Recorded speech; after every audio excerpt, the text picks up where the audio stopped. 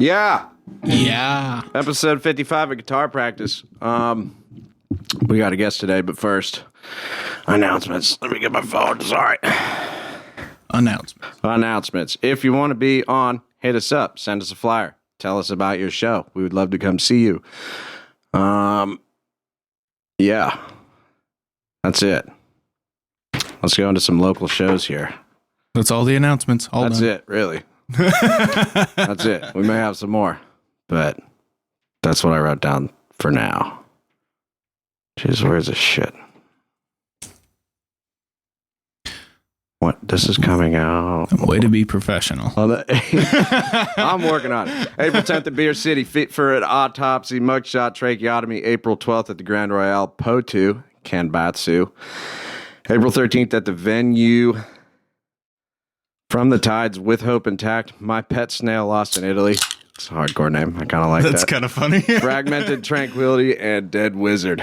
April 13th at the VFW, there's going to be Decoy, Soul Exchange, Agony, Bliss, and Hollowed Thoughts. April 14th at the Grand Royale, Assault Shakers. I thought that was kind of cool. Assault Shakers. Anarchy for Assholes, and Coke Throat. April 19th at Temple Live. That will be in Wichita. Parthian with their album release, ATRIA and TRIUNE. April 20th at the VFW, two-piece recount, Peeling Flesh, Blind, and KITETSU. That one's going to be a banger. I would get your tickets now if you want to go to that, because I'm sure they're running out. April 25th at Beer City, Flesh God Apocalypse. Ah, man. Knee. We're waiting. We're waiting. Knee Oblivious Scaris. That's some Latin shit. It sounds cool. Vomit Forth and Discordia. Probably sounds cool from someone other than you. Stop, man. I'm trying. Knee Oblivious Scaris. Knee Oblivious Scaris. It's 2 words. Vomit Forth is my favorite band name of a band I've never listened to. I'm like, that's so sick, and I'm like, I couldn't tell you what they sound like. And then one of my personal favorites, May 2nd at the Diamond Theater. Or Ballroom. Diamond Ballroom. Ballroom. Duh. Exodus, HAVOK, and Misfire. Deicide dropped out, which sucks because I really wanted to see them. But there's still Exodus. And I believe they had a lineup change for singers. They went back to the old one. Hell yeah. And that's it. That's all I got. So if I missed one, send us a message. We would love to put it out. More people at more shows is more fun. Go to a local show, support bands, buy their merch, buy tickets, buy beers, support the venue. It's a lot of fun. It's the way to do it. If you're feeling down on your luck, if you're feeling unmotivated about playing guitar, practicing drums, singing, whatever you do musically, go to a live show. It'll breathe life back into you. Absolutely. 100%. And that's in the Bible, actually. We got a guest. We got a guest today, a special guest. The great and the powerful Mr. Sharkbite himself is here. His name is Brady. He is a drummer in his band called False Idol, and he's also a very awesome local promoter, has helped a lot of local bands out, get out there and get shows. Hell yeah. And, yeah, here he is. What's up? Hi, Brady. Talk Everybody about say hi, Brady. 17 other shows you didn't mention in your announcements. Just 100%, dude. I have shit booked Sure. all the way to like September. I haven't announced yet. So No, dude, I believe you. So when I started doing those posts, we started running into a bit of an issue where you can only tag so many people. Mm-hmm. And I was like, oh no, I don't want to be the judge and the jury on this shit. I was like, let's cut it down to a month. And if I can't fit everybody, we'll cut it down to like 3 weeks. Mm-hmm. So yeah, that's how we're kind of doing it right now. I'm always surprised by some of the pages that like share my shows, because sometimes it's people I don't even know. Like there's other local like emo or metal pages that'll share my shows, and they're people I've never talked to. Like there's a page that was doing it monthly called Make Oklahoma Weirder, and they would not only share like all of the local shows, emo, indie, pop punk, rock, whatever it was, but then they would like give you a little detailed like bit about it. They're like about the band and where they were playing, and they would do that for my shows too. I've never talked to them. They just started doing it. I was like, that's really all right, cool. hell yeah. I don't appreciate it. That's pretty sick. That's dude. really cool. Well, I think I think a lot of this stuff just comes with. I mean, the packed shows are the most fun. You know, Yeah.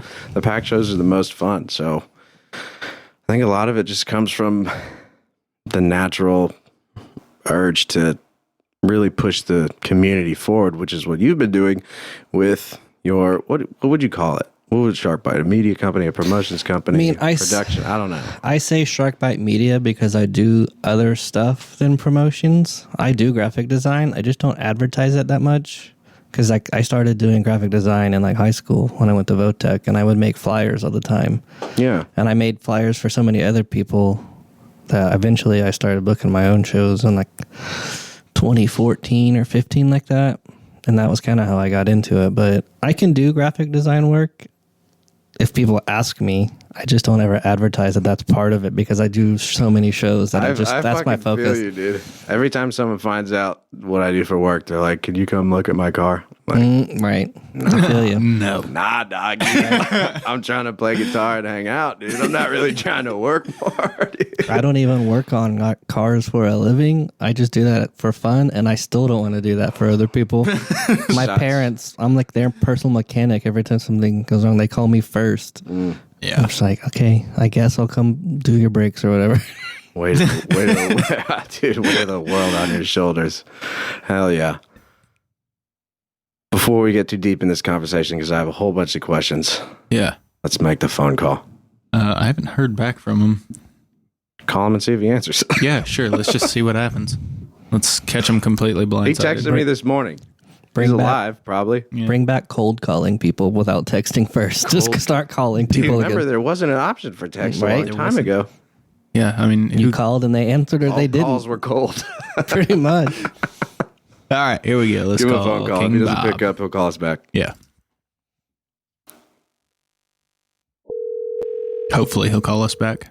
He'll probably call us back, dude. All right, shitty speaker shut off again.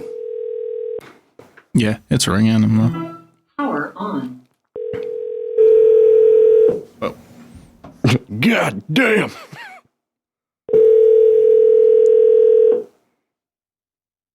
If he doesn't answer, I'm cutting it. Oh, just cut this part out? Yeah. Yeah, I got an idea. Or we could leave it in. Hello? Hello. King Bobby, can you hear us, buddy? ¿Cómo estás? Hey, what's going on? We're in the studio here with Brady from Sharkbite Media. What's up, man? Yo, what's up? Hey, how you like the cold call? We did it to you this time. That's cool. I was sitting here I was talking to Tyler, actually. Oh. Hell yeah. Hey, do you got a couple of tips ready for us, or do we need to give you a minute? I got a couple. Okay, hell Give yeah. us your tip. I've been on a run lately, man. A run? Yeah, dude, I've been picking up a lot of new shit. Oh, okay. So, one, Blake brought me back from a Portland record store when he was on vacation. Oh, shit. Heidenland. Another one. Hi. Hide and land? What'd you? Yeah, is this- Heidenland. Is it German? It's like the Highlander, but Dutch. You're going to have to text that one to me. I can't. But no, dude, I get to the compilation of like their first 3 EPs, and it's just good old fashioned black metal goodness, you know. Well, absolutely. Yeah. Highland, It's first three. cool. It's all in German or whatever they speak over there. I don't know what the hell they're saying, but Yeah. it sounds evil. Well, Definitely German. Yeah, that sounds about right. yeah. If they, Some form of Dutch guttural fucking aggravated language. hell yeah. Aggravated language. I like that. Dude. Sounds like a charge you can get put on you. Right. These days, you never know. Yeah. Went to jail for assault and battery and aggravated language. I think they just call that hate speech now. Hell yeah. What else you got for us, Bobby? This other band is called Spectral Wound. I can spell that. Thank God. That's a cool name too. That's a sick name. They're from Canada. Oh. And I turned on their album, Songs of Blood and Mire. It's pretty fucking sweet. Hell yeah. Hey, I'm uninformed. Can you tell me, is there any other like big Canadian bands that I just don't know? Nickelback.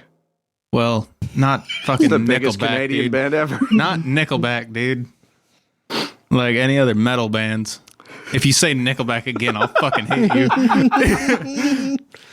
Dude, So, off the top of my head, Cataclysm's one. I'm pretty sure they're Canadian. Fuck yeah. I Oh. love Cataclysm. I recently learned the lead guitar from my beloved band Worm. He is French-Canadian. Really? the worst kind of Canadian. Sick. Hell yeah. Fucking, and then, fuck, I don't know. I'm sure there is. Good shit that comes out of Canada, dude. I'm sure there is. Yeah, yeah. Bon Jovi's Canadian. I know that. Say again? That son of a bitch, Bon Jovi's Canadian. Who's Yeah. who's that? I don't know. He said, did he say Bon Jovi? Did you say Bon Jovi? Yeah, that son Oh, of a I thought you bitch. said Bob Joe. Now that's metal. It's like, who the fuck is Bob Joe? But, yeah, I know he's Canadian, but I don't know. All right, brother. Well, hell yeah, Bobby. Thanks for your tip. Good tip, No bro, problem. as always. Ladies and gentlemen, you can find the public playlist called Bobby's Tip on Spotify. It's And growing. it is now 30 hours long. Hell yeah. It's growing, dude. Keep throwing the black metal all over it, bub. Say again? We're pushing for a work week. Oh, yeah. Yeah, dude. Pushing for a 40 hours playlist. You think we should hit 40 hours and then make another one? Call it Bobby's Tips OT. Yeah, overtime. Yeah, dude. Well, really appreciate it, man. The fucking new single rocks. We talked about that all last week. Shit was fucking amazing. Congratulations. Very much. All right, man. Well, we'll catch you on the next one. Thank you, Bobby. Yeah, later, guys. Enjoy your day. Yeah. That was Bobby. That was King Bobby. That was King Bobby from Entropic. Hidden Land? Yeah, I don't know. We're going to have to Google that one. Yeah, that one's going to have to get a good old goog on it. Spectral wound. Do you think the Canadian government pays for that wound? Yes. And this is why I don't listen to black metal, because I'm like, if I can't even like spell it, I'm out. Land. Is that it? Parade theme? Roblox song? No, that's not it. You got to put like metal after that Google search. A German band. I spelled it Heiden. There's no way he meant Hitlerland. Hinterland. That's not what it said. Hinter. There's an N. There's an N. We need to record a pinch harmonic. Okay. Oh, To for put over that guy's name. 'Cause this could get. Hinterland? That might be it. Is it Hinton? It's not Hinterland. Type in Heiden. I took German for a year. I know what I'm talking about.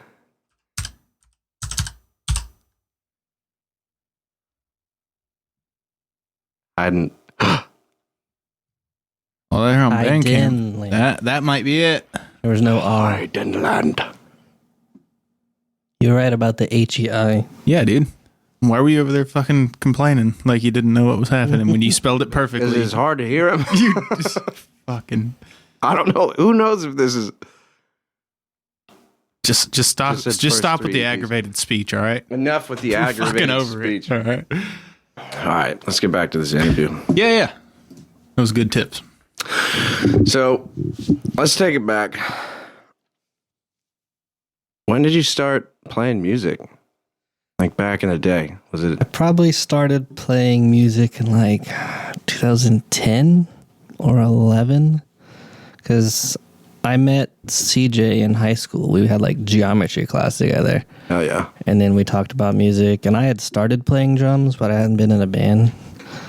And I literally started playing drums because of Rock Band. I literally played the drums on Rock Band so much because nobody else in my family, none of my friends would do it. And I got so good that they were like, why don't you just play drums for real? And then I bought a real drum kit. What a success story, dude. That's so cool. And what's crazy is I've heard that story from other people before, like on podcasts or other drummers. Like, yeah, I played it so much. Like, and a lot of people do that from the Guitar Hero part too, like the guitar. And then they got so good at it. But I would play Rock Band at CJ's house, and his parents were like, "You're really good at this game. Why don't you play drums?" And I was like, "I don't know." And then I told my mom, and they were like, "Yeah, we'll get you a kit." And then here I am. Fucking hell, dude. That's 20 cool. something years later. Not 20 I hear years, two 15 common years later. I hear two common stories. It's either I did it in church or That's Guitar the other Hero. one. Yeah. I almost did that because I had two friends in the church, which one of them is the current drummer for Phantom, Jacob, and then the other one is Sam, the drummer for Reckoning. We all went to church in high school together, and now we're all drummers of metal hardcore bands. So it's pretty funny how that works out. Praise the Lord. That's what I'm saying. Yeah, and none of us are religious anymore, so that's cool. Well, but praise drums. They both drummed at the church I went to, and I told them I would cover them if they ever couldn't be there, and I told the drum people, but it ended up not happening. But imagine you get back there and you're just like, and it was Jacob would do that. He would add like some kind of metal parts to little part, and I was the only one that really noticed. I was like, in the church music. Yes, like in the worship band, because we played at like youth night on Wednesday nights, I'm like, I heard you do that. I heard you do a little double. So you do the ting? Yeah, he would do it every now and then because it was all the kids playing on youth night, so it was all high school kids. So like, there was no real like adult who was going to get mad at us for necessarily going a little bit off the path, but right until someone's like, yeah, and hey, enough, right? And me and CJ had like a dad rock garage band in high school that was terrible, and we make fun of a lot now, but we really tried to play we didn't play a lot of shows, but we tried. We even entered a lot of contests to like open for bigger artists, and just didn't like 2012, just high school, just button heads, not agreeing on stuff. We didn't talk for a while, and then I didn't play any music after high school for a while. Like I tried to start some side projects, didn't work. And then in 2022, I had a really bad car accident, totaled my car, broke my ankle. Fuck. A lot of my friends like saw the picture of it and thought I was like way more hurt than I was, to the point that CJ like contacted me, and we had talked on and off, but he was just like, "Hey dude, like I'm sorry we haven't been close for a while, like can we be friends again?" All this stuff. Like I didn't realize how much I would have missed you had you died, is essentially where the conversation went. And then he was like, "Hey, I know you just broke your ankle, but do you want to drum for my band?" Which I was like, "Yeah, dude, I can't even fucking walk right now. Like I couldn't walk for 3 months. I was on a knee scooter." He's like, "But whenever you can walk again, do you want to come try?" And I was like, "Yeah, it's gonna like be a learning process because I had to learn how to walk again, let alone because I have 2 screws in that ankle." And then finally, when I could walk and drive again, I went over and we started writing stuff, and that was almost 3. Fuck yeah, dude! That almost 3 years ago. Crew, dude. Wow. When that guy crashed the car and killed that guy, and then everybody went to jail for a little bit, and then they came back stronger for it. Yeah, and we've had a lot of ups and downs with this band. I mean, the people CJ had started it with before me, none of them are in it anymore. Like the people he started it with in his garage have either quit or we've fired one of the two. It's hard to find the right people, man. It's demanding. It's demanding. I mean, we were talking the other day, like at the last show I was talking to you at, just how demanding it is. You know, I mean, it's hard to get people that I want to talk to on the podcast because they're so fucking busy, and that's how much that's what it takes to be in a band. You know, I mean, it took us months to find our original vocalist Jonathan that we had, which I had asked him multiple times, and he's like, "Yeah, when my work lines up." But like we were writing music for 4 or 5 months before a vocalist ever even came and auditioned because we just couldn't find anybody who even wanted to do it. Yeah. Like it was just really frustrating. And he was like, "I'll do it," and then backed out. And then like months later, after we tried 3 other people that didn't work out, I was like, "Are you sure you can't do it?" He's like, "Actually, I just started my old job again, so I have a different time schedule, so I'll come try out." And he did one, and we were just like, "Yeah, dude, Did you think about maybe going into his work and purposely trying to get him fired? No, I did not think about that. But I thought about telling him to just leave his current job. But and funny you mentioned that is Jack, our new vocalist. So we just played with Belmont at 89th on Tuesday night, and he quit his job to play that show.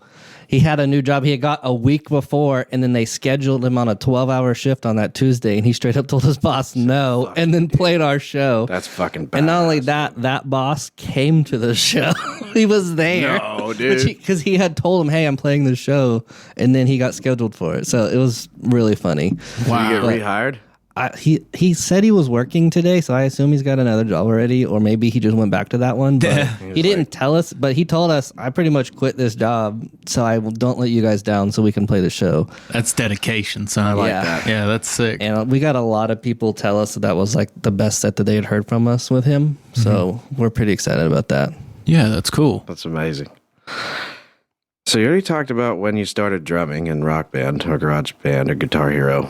Was it Rock Band? Rock Band was definitely the first Rock Band, that and then came out with the drums. Huh? I had the Guitar Hero World Tour drums after that, which was when Guitar Hero did their drums, and I had that one, but I only had that at my dad's house. Weirdly, I only played that like on the weekends when I'd go to my dad. I didn't ever take it back and forth between my parents' house. What system did you play it on? PS2. I was always There but like it's so funny because I was a PlayStation kid until high school, and CJ was like a diehard Halo because you got to play Halo with us. And so I bought a 360 in high school, and then I've been Xbox since then. I've never owned a PlayStation, but I've had like 3 PS2s at one point because I had one at my dad's, one at my mom's. Yeah. My older brother gave me his when he was, so I had like a stack of PlayStations for a long time. Yeah, I was PlayStation 2 was my last PlayStation, and then I switched to Xbox. Yeah. So I've had a 360, a 1, and now I have like the S series or whatever. And I had to go buy that just so I could play Forza with all my friends because my old Xbox wouldn't run it. Forza's sick, dude. Forza, I was on that shit for a while, especially after I got my DUI and I still wanted to drink and drive. I have way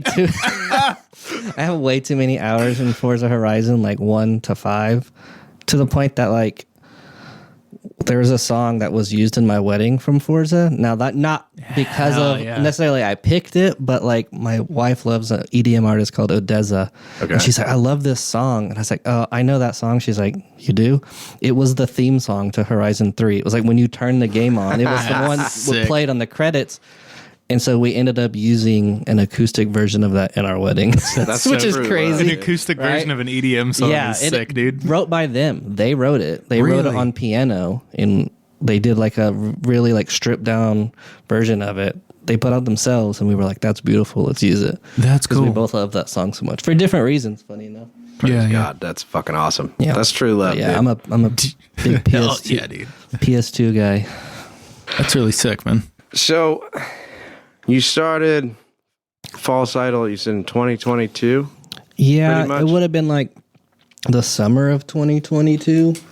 It was because I started like being able to walk and drum again in like May. And we had like a few practices and then kind of started getting serious towards the end of the year once we had like a vocalist, and we didn't play a show till 2023, almost April of 2023. Okay. So we practiced for like 10 months before we even played a show.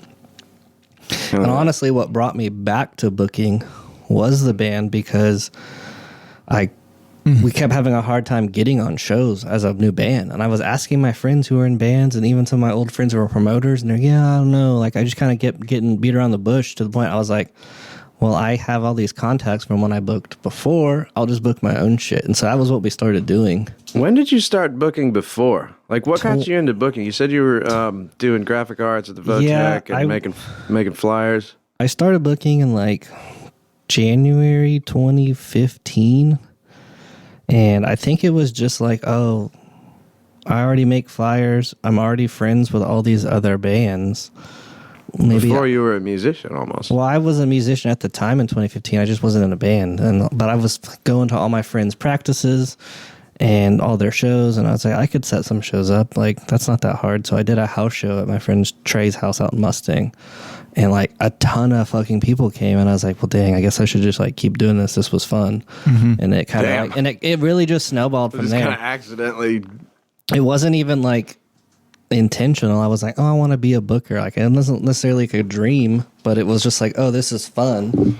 And then I just started getting more friends from like Texas and other states, bands coming here, and then, you know, a year later, I'm booking Kublai Khan somehow. Like, I don't even know. Yeah, crazy. You showed me that picture. That's fucking wild. Yeah, dude. I did a Kublai Khan house show in Mustang, Oklahoma. It was the stupidest shit. And there wasn't a piece of drywall hanging afterward. It was outside. It was outside. So Thank God. it wasn't even. It was like on like a covered porch. It was insane. And then like a few months after that, I helped. I co-booked it, but it wasn't really all me. But Beartooth played there too, with like 300 kids in my friend's backyard. They literally built a stage in his backyard. Cool. So fucking, it literally just came out of the grass. Yeah, I literally just like, I booked a house show, and then I started that year, and it kind of snowballed. People were sending me offers, or hey, these bands want to come here, and I was already friends with Nick, the owner of 89th at the time, because my band had played there. Yeah. So I knew him before he was even the owner. Like 2011, Nick just booked at 89th. He didn't even own it. He just booked for the people. He bought it from the owners. So I was like booking at 89th was easy for me because I had already known him for so long. Yeah. So I just literally would message him like, hey, do you have these dates available? And what would you charge me? And he gave me a lower rate than pretty much everybody else because I was doing like it DIY style and I wasn't bringing in, you know, sold out shows necessarily. So he always cut me a deal because we were friends and I was a part of the music scene. Yeah. That's really cool. Yeah. Even now, I still get a pretty good deal because he still technically owns it, even though he doesn't run 89th anymore. But it's just weird. And then now I'm like in the full swing of it again, having like 3 shows a month. And like, None of this was planned. No, That's I didn't crazy. even plan to start booking again until, like I said, I was just trying to help my band out.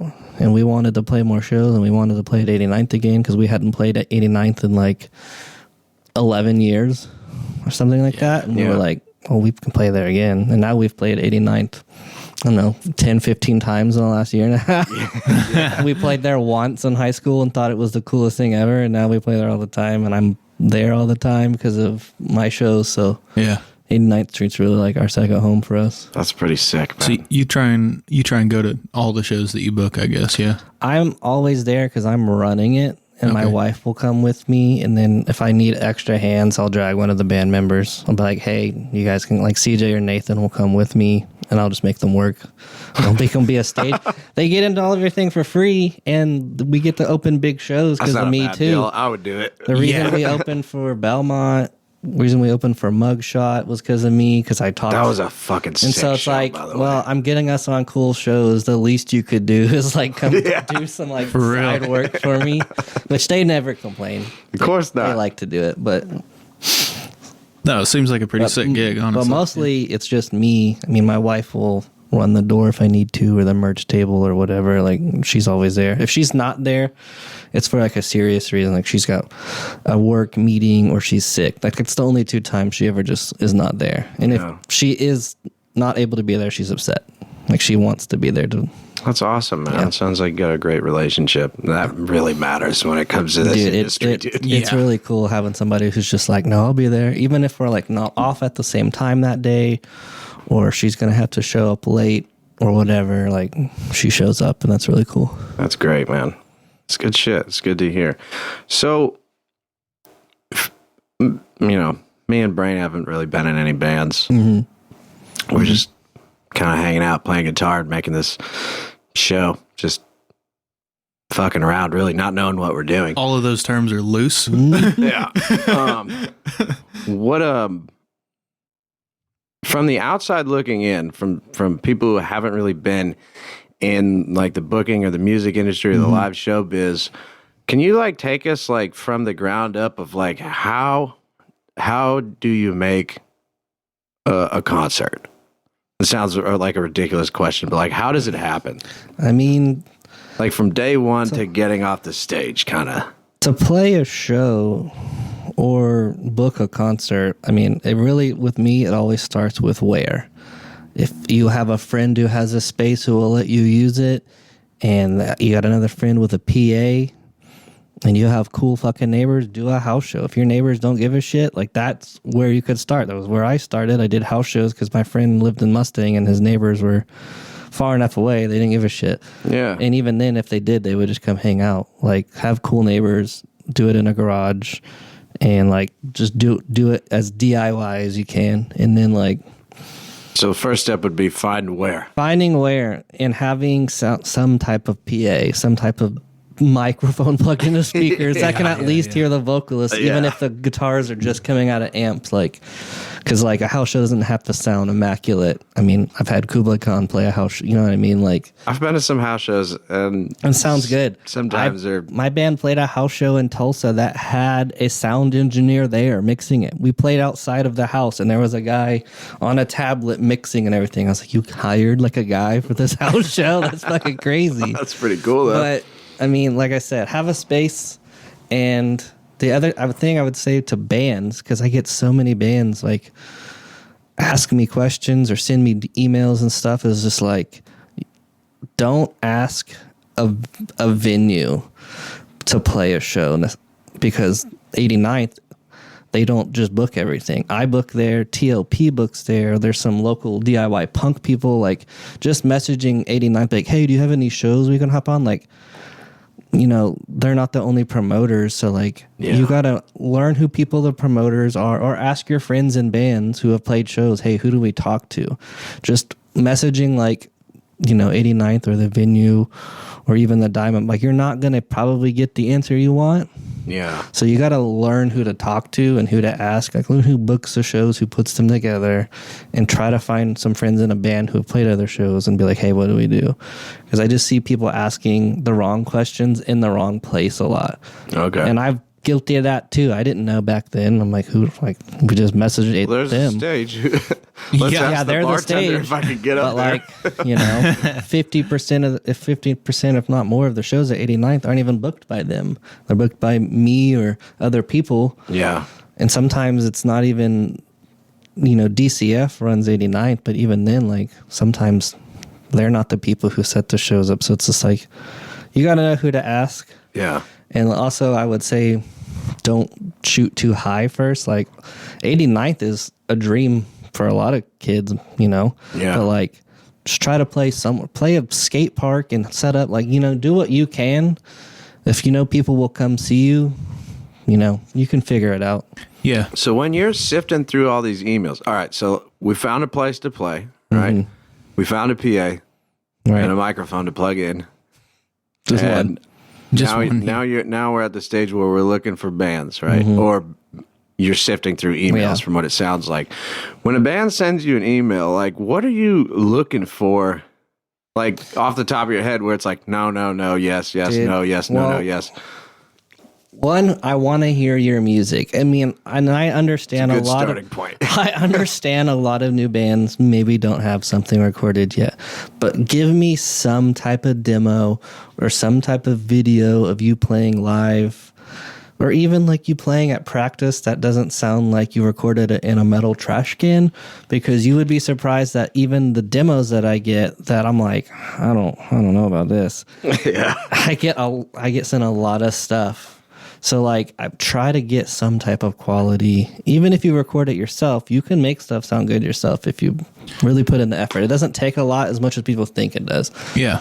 I mean, my band records with a really, really good engineer in Tulsa, and we pay him $200 a song. And he probably undercharges us, if I'm being honest, because he's so fucking good. Like, that's a pretty solid rate. yeah, That's like Flyover Fest, the big metalcore hardcore festival that's in Tulsa, he does the mixing for the board for the entire show. So like, I know he's good. Yeah. And he records it and then he puts it out for like way big touring hardcore bands.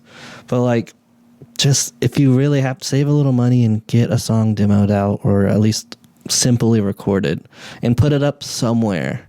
Don't, you know what I mean? Like, I don't want your iPhone video of you guys playing. Like, I understand you have to start somewhere, but like, the amount of people who are like, oh yeah, we've been a band 6 months and they don't even have like a video they can send me. I'm like, I can't book you if I don't know what you sound like. You can tell me, but like, try to get some type of quality, and don't put up bad quality stuff on Spotify. Like, your demos don't need to go up there. Save the demos to send to people. Wait until you get the good version of it to put it up. I see a lot of bands put up like the demo that they recorded last week in their friend's closet on Spotify, and I'm like, that doesn't need to be on Spotify, man. Like, it's just not good enough to be on there yet. Yeah. Yeah. So I would say first, have something for me to hear.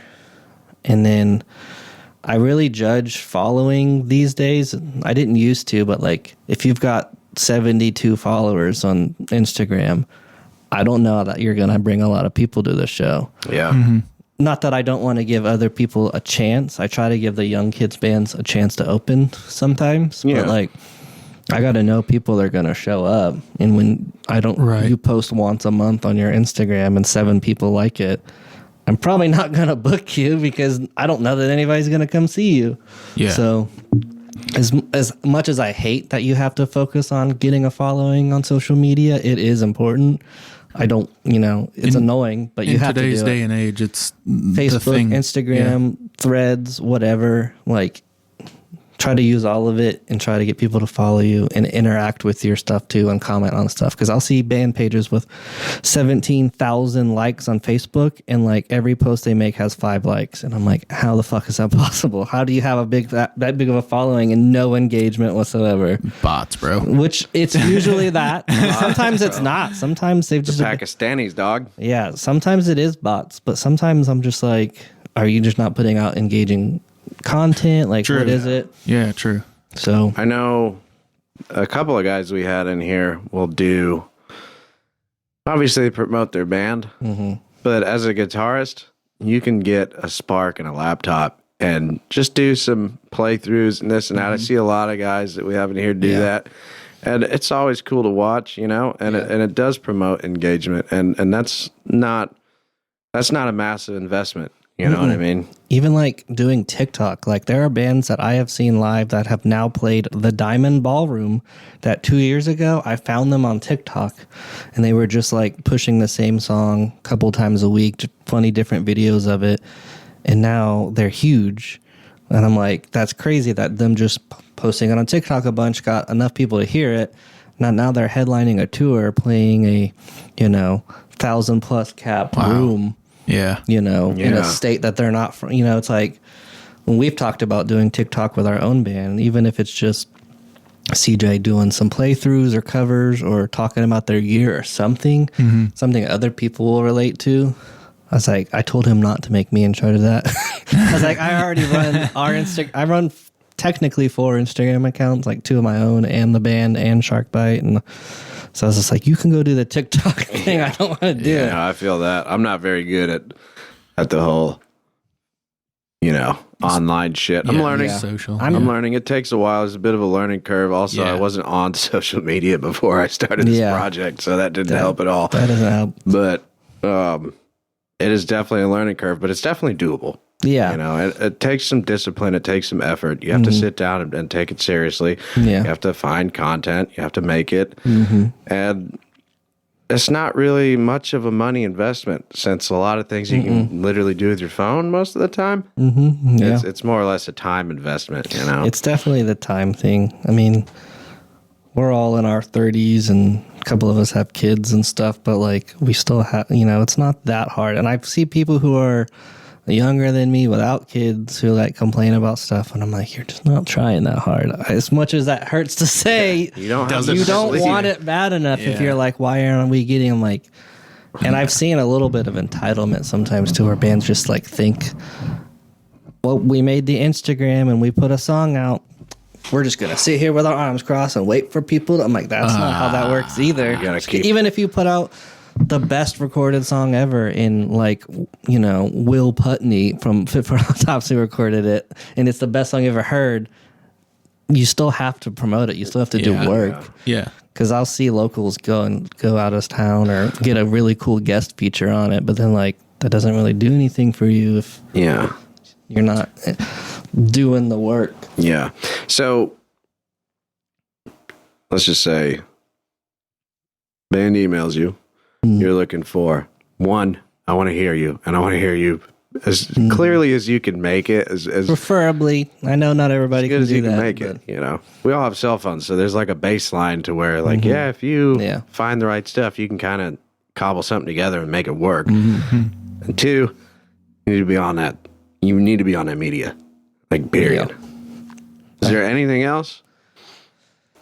Those are probably the two most important things, is knowing that people will come see you if I book you, because especially if I book you in front of another touring band that's coming here and they want to make money, I have to know you're going to bring people to come see them, because not every touring band has a pull in every city. Some smaller touring bands, they're just trying to get out to other states to play, so they don't have fans here. So I need you to bring your fans to see them. And it's not like I'm bringing a big band at 89th that has a big national following. It's going to sell out. I'm not worried about that. But if it's like a band with, 1,000 followers from Denver that's never played here, I need people to come see them, because that's the point. So I need to know you can. But like, besides those two things, everything else, I don't know that is that important. I mean, try to be professional. I've had some like 17, 18-year-old kids kind of DM me and kind of just be goofy, and I'm like, oh, you don't, you trying to get your shit wrecked? you would say that, or I'll even ask some young bands who are like maybe in other scenes, like, hey, you guys want to come play? And then they'll be like, they'll say no with like a fire emoji and like the sunglasses emoji, trying to be funny. And I'm like, just say no thanks if you're not interested.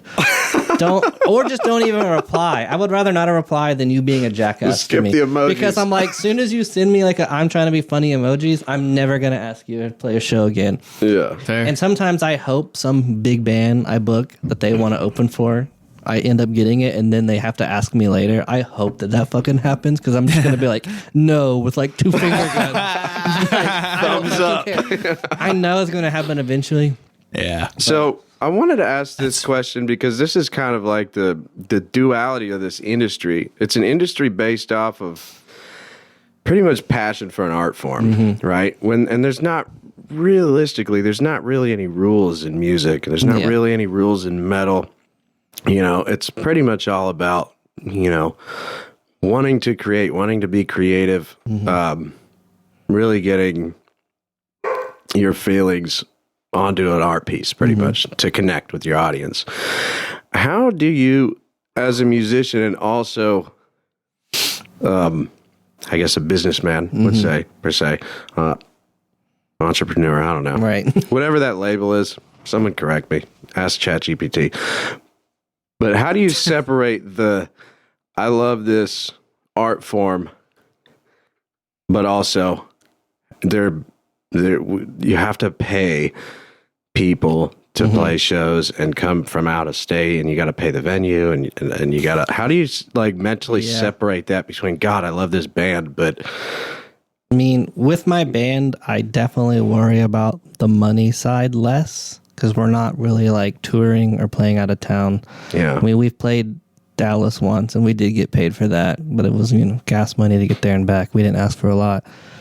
But I would say if you're a new young band, don't worry about money that much. Like, I've had some bands who are like a year old, they've asked me to play a show twice, and they're like, well, how much are we going to get paid? I'm like, is that what you're worried about, or do you want to play a show? Because if you're only worried about making money, then maybe you should not be doing this. And I've even had bands I've booked, and then 2 days later, like, do we not get paid for that? I'm like, you didn't ask for any money. Why would I? You live in the same, you drove the same amount of time to the venue that I did. Why would I pay you for it? Yeah. So like, I would definitely tell young bands who, if you're not touring or not driving 3+ hours, maybe don't worry about that. If you have merch or other ways to make money, do that. But like, if you ask for money at too early of a time, it's going to sound like to people that that's the only thing you care about. That makes sense. Yeah. On my promoter side of things, it's a little different, because I've kind of got to do what I can to make sure the bands are taken care of. And I have to pay the venue. Like, both of my venues, I pay a flat rate to rent it. Luckily, I don't have to pay up till the day of, so I'm like, not a lot of money out of pocket, but I have to do the math. Okay, the venue wants $300, and this band coming from Colorado or Texas or wherever, they want $200.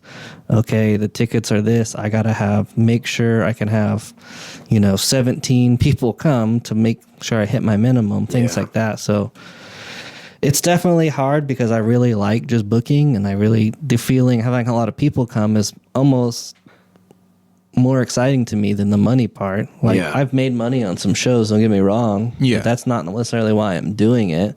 That would be the goal at some point, to own a venue and have it be a business. But like, I think in anything, focusing on the money too soon or too much is going to be a detriment to you. Yeah. I guess to reiterate my question, like, mentally, is it hard to separate yourself from, the art form and the money? Because you're pretty much two different people, kind of. Yeah. You know what I mean? No, I don't think it's too hard to separate because, like I said, with the music side of it, even though we have things to pay for, like recordings and ordering merch and all that stuff, I don't really worry about that because we all have day jobs and that's what we pay for the merch and stuff anyway. So yeah, I'm pretty good at separating the band from my other stuff. Hell yeah. So, all right. So you're saying yes on a band now. Mm-hmm. We found a place to play. We found a PA. We found a microphone. We found a band or several bands, or we'll just say a grouping of bands. Right. How do you decide the lineup? Who goes first? Who goes last? That's a good question. Is it a time? Like, how long have you been in this? That's an interesting question that I also struggle with often myself because sometimes I'll have a lineup and it's 4 bands I haven't booked before and they all kind of have the same following and the same amount of like listeners and they've been a band the same amount of time. So I'm like, who do I make open? And sometimes I will just randomize it. But just roll the dice. You have some dice in your pocket. You're like, all right, boys. It's like the NFL does it with a quarter. I mean, if they can do on shows like that where it's like they're all kind of the same age, but most of the time the band opening is the newest band with the least amount of following because I feel that that's the most fair. You've been playing for 7 months and you only have a couple hundred followers. You don't get to play the middle or like right before the headliner. You just haven't been around long enough to really earn that. I know that's kind of like some old school, like you go to earn your spot, but like that's fair though. The other local that's been playing for 5 years, and they've got couple thousand followers and they've got an album out and they've played out of state a few times, like they deserve, because they have more people who are going to come play, they get to play the later slot. Yeah. So that's kind of, I mean, that's really the only way like that business decision at that point. Like, hey man, if you generate the least amount of revenue, you get to go first. If you generate the most, pretty you get much to go last. The only time that's ever a little different is just like one of the first 2 bands is like, hey, our drummer doesn't get off till like 6 and we play at 7. Can we maybe play at 7:30 or 8 just to make sure? And I'm usually pretty cool with that, unless it's just like the first time I've ever booked you and then you're asking to play them. Like, I'm like, I don't know, maybe try to figure it out. But quit your job. But if it's bands I've worked with before, I'm like, yeah, that's fine. As long as the other 2 bands don't care. I haven't really had a issue with any locals being like, we don't want to open. Because if you say that to me, that screams ego. Yeah. And that seems ungrateful because I'm like, our band doesn't care. Like, we've been a band for like 3 years now.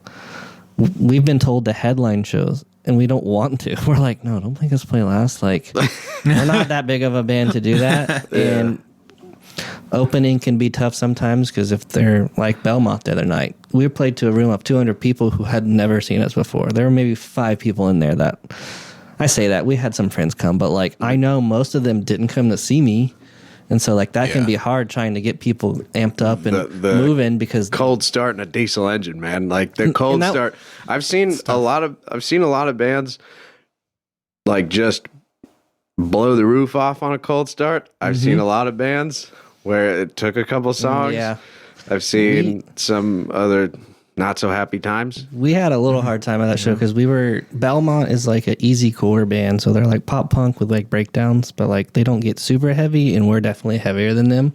That was going to be my second question. Was like, so normally in a movie, like in most forms of art, like a good movie, a good book, a good TV show, a good album, it's like there's kind of a structure where it's like we're going to start off, we're going to get a little louder. And we're going to get a little louder, and then we're going to get really fucking loud, and then thin, you know? Like, that's it, you know? Yeah, have you ever booked to where you're structuring the show kind of like that, kind of angled? Most of the time, I try to keep it that way. If it's a multi-genre thing, which I've done a few times, and people have told me to start doing them again, I did these Shark Bite showcases where it was just 5-6 local bands that hadn't played for me, or I just heard people talking about, and it didn't matter what they were. It was like a fucking death metal band, an emo band, a pop punk band, a metalcore band, all together, because that's just fucking cool. Yeah. And on those, you kind of have to pick, all right, the metalcore band's going to have way more energy than that like indie band. So you're going to like start here and then dip down a little bit, come back. And so sometimes it'll dip down, up and down, and end on the highest energy you can. Yeah. Because sometimes on those mixed genre bills, having a little bit slower band in the middle is kind of nice. You're like, all right, we're not pegged at 100 the entire before show. The storm. Yeah. And I'll see kids who will do that. Like I'll see kids who are like, we're moshing for all 5 bands the entire time, and I'm like, I get so sore that I don't know how you do that. Yeah, that's but like, if I can give people a little break or slow down a little bit, I don't want everybody to leave the room. No. Or walk outside. The slow band's playing, we're smoking. Like I don't want that, but it's nice to have maybe a little break. And that's kind of how our show was the other night, because we were a lot. We were heavy, we were high energy. And a band called Young Culture, which is like an emo pop punk band, they were way softer than us. Yeah. To the point that they told us we didn't want to have to follow you. Which is crazy for a touring band from New York to be like, that was fucking crazy.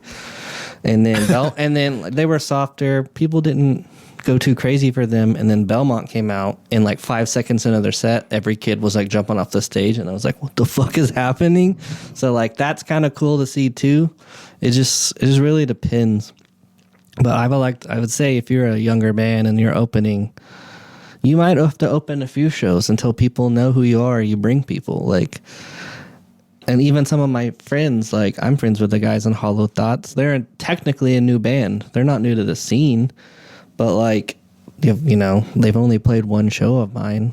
I'm probably going to have them open a couple times. Yeah. I know they'll bring people, and I've known them for years, but you know, you're still new. It's a new project. Yeah. It's not new to me necessarily, but like, you know, it's new to the people not like playing shows and stuff. Yeah. Like it's a new band. You know? So like, I don't know. It's a delicate balance. I always try to make sure I find some way or capacity.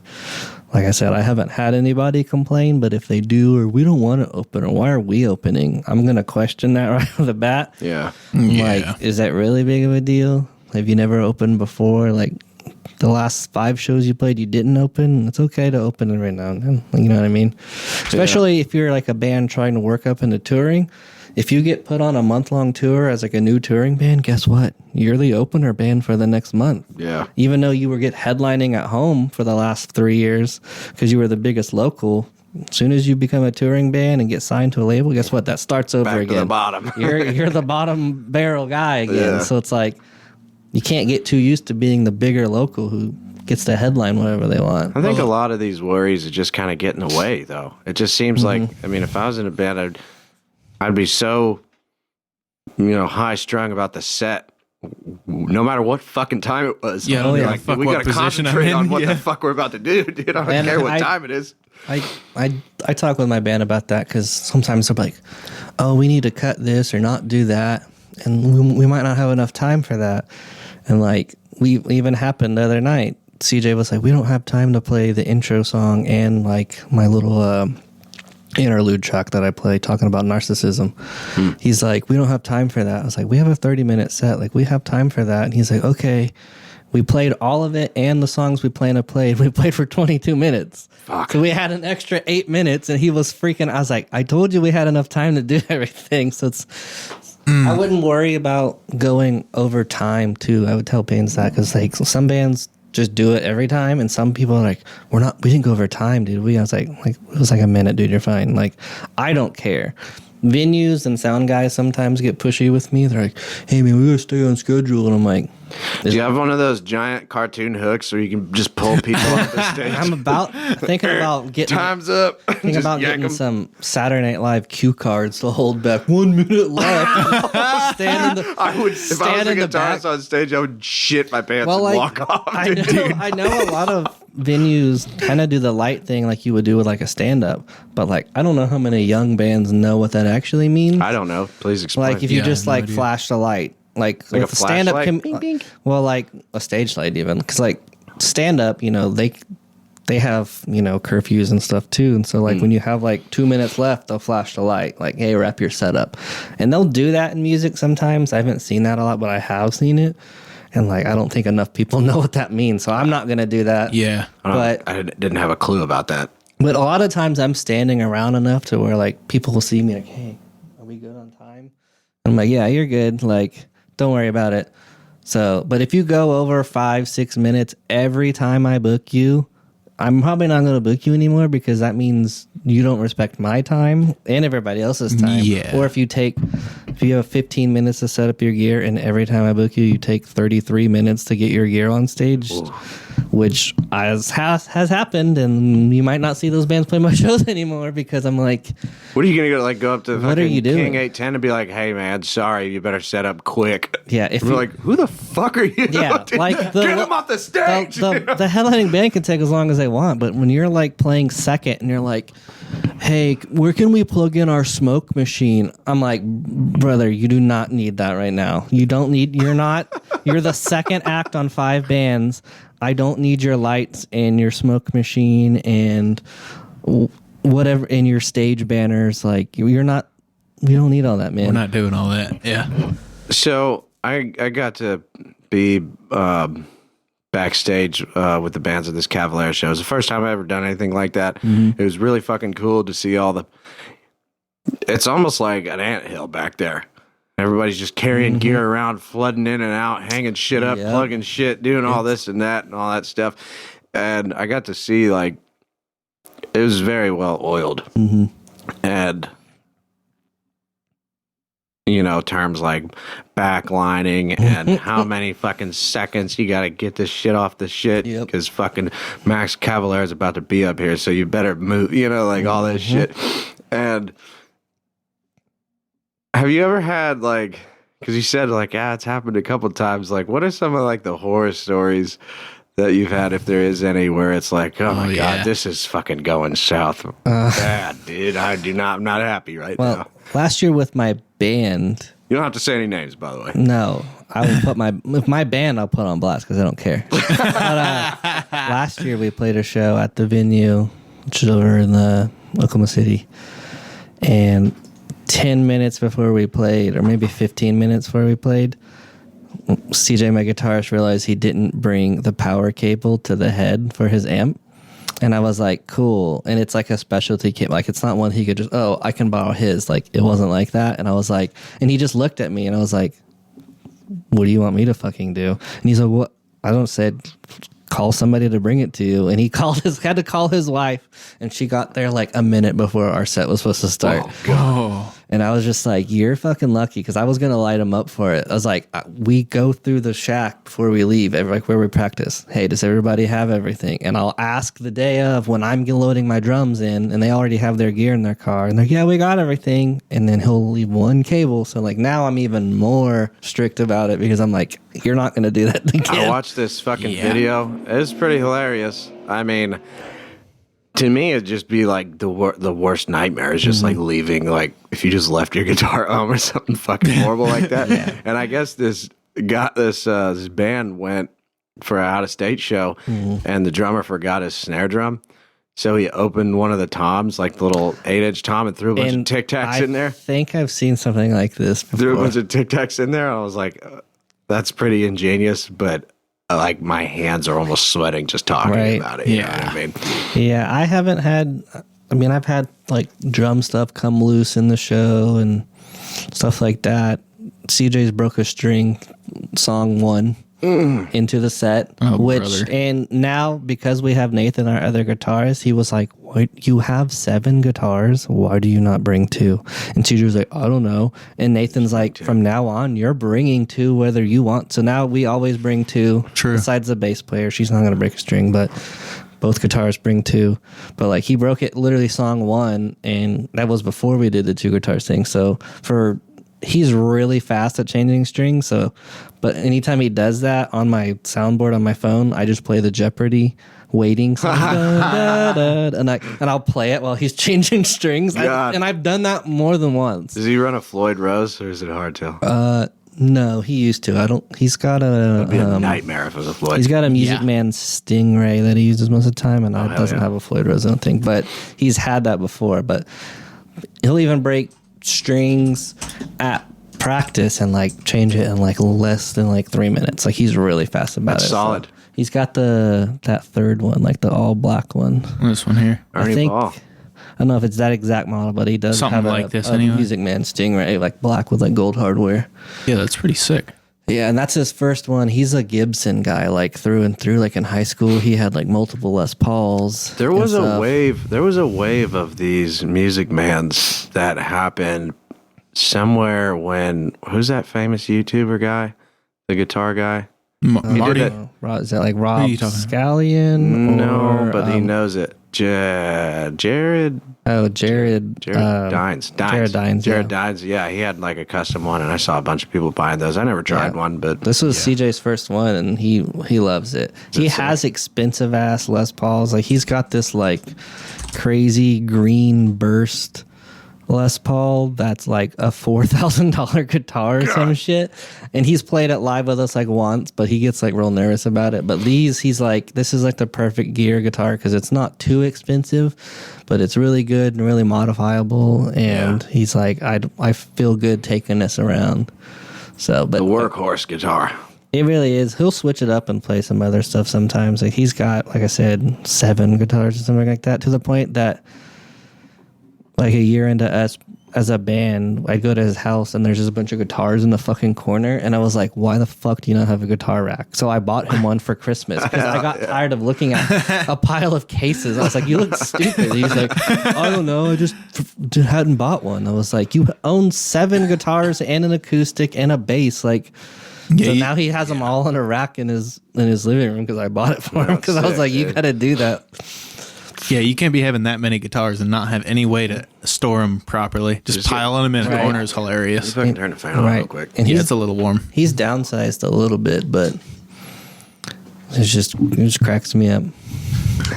I mean, I think I got 5 or so guitars now. And I mean, I keep a couple of them here.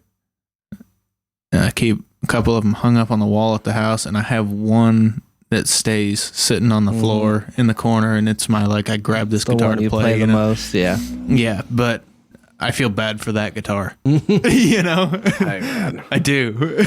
You got to survive. You weren't meant to be. I do feel bad for that guitar. You know. So, you ever had any bands just not show up? I had that happen in January, and not only that, but they were like a power violence band from like Kansas City or something called Hockey Smile. Power Violence? Power Violence. It's like What is that? Said Hockey Smile? Yeah, Hockey Smile. Power Violence, man, I don't know. It's just like the most fast, aggressive shit you could like. It's like kind of hardcore, but like it's kind of between hardcore and black metal. Like it's just like raw as fuck. And funny enough, I wasn't there for that show because I got sent out of town to work for a couple of weeks. So I was in Arkansas, and so I just made my wife run the show. I was like, hey, just talk to the people at the door, whatever. Yeah. And one of the young bands, it was the first time I'd booked them because I had some other bands like, hey, these young kids are really good. You should hook them up. Load in was 5. At 6, they still weren't there. Ugh. And I DM'd them like, hey, are you still playing? And they're like, no, we just decided we're not. At 6 p.m. And I'm out of state. I'm in like Fayetteville, Arkansas, texting people like, hey, why are they not there?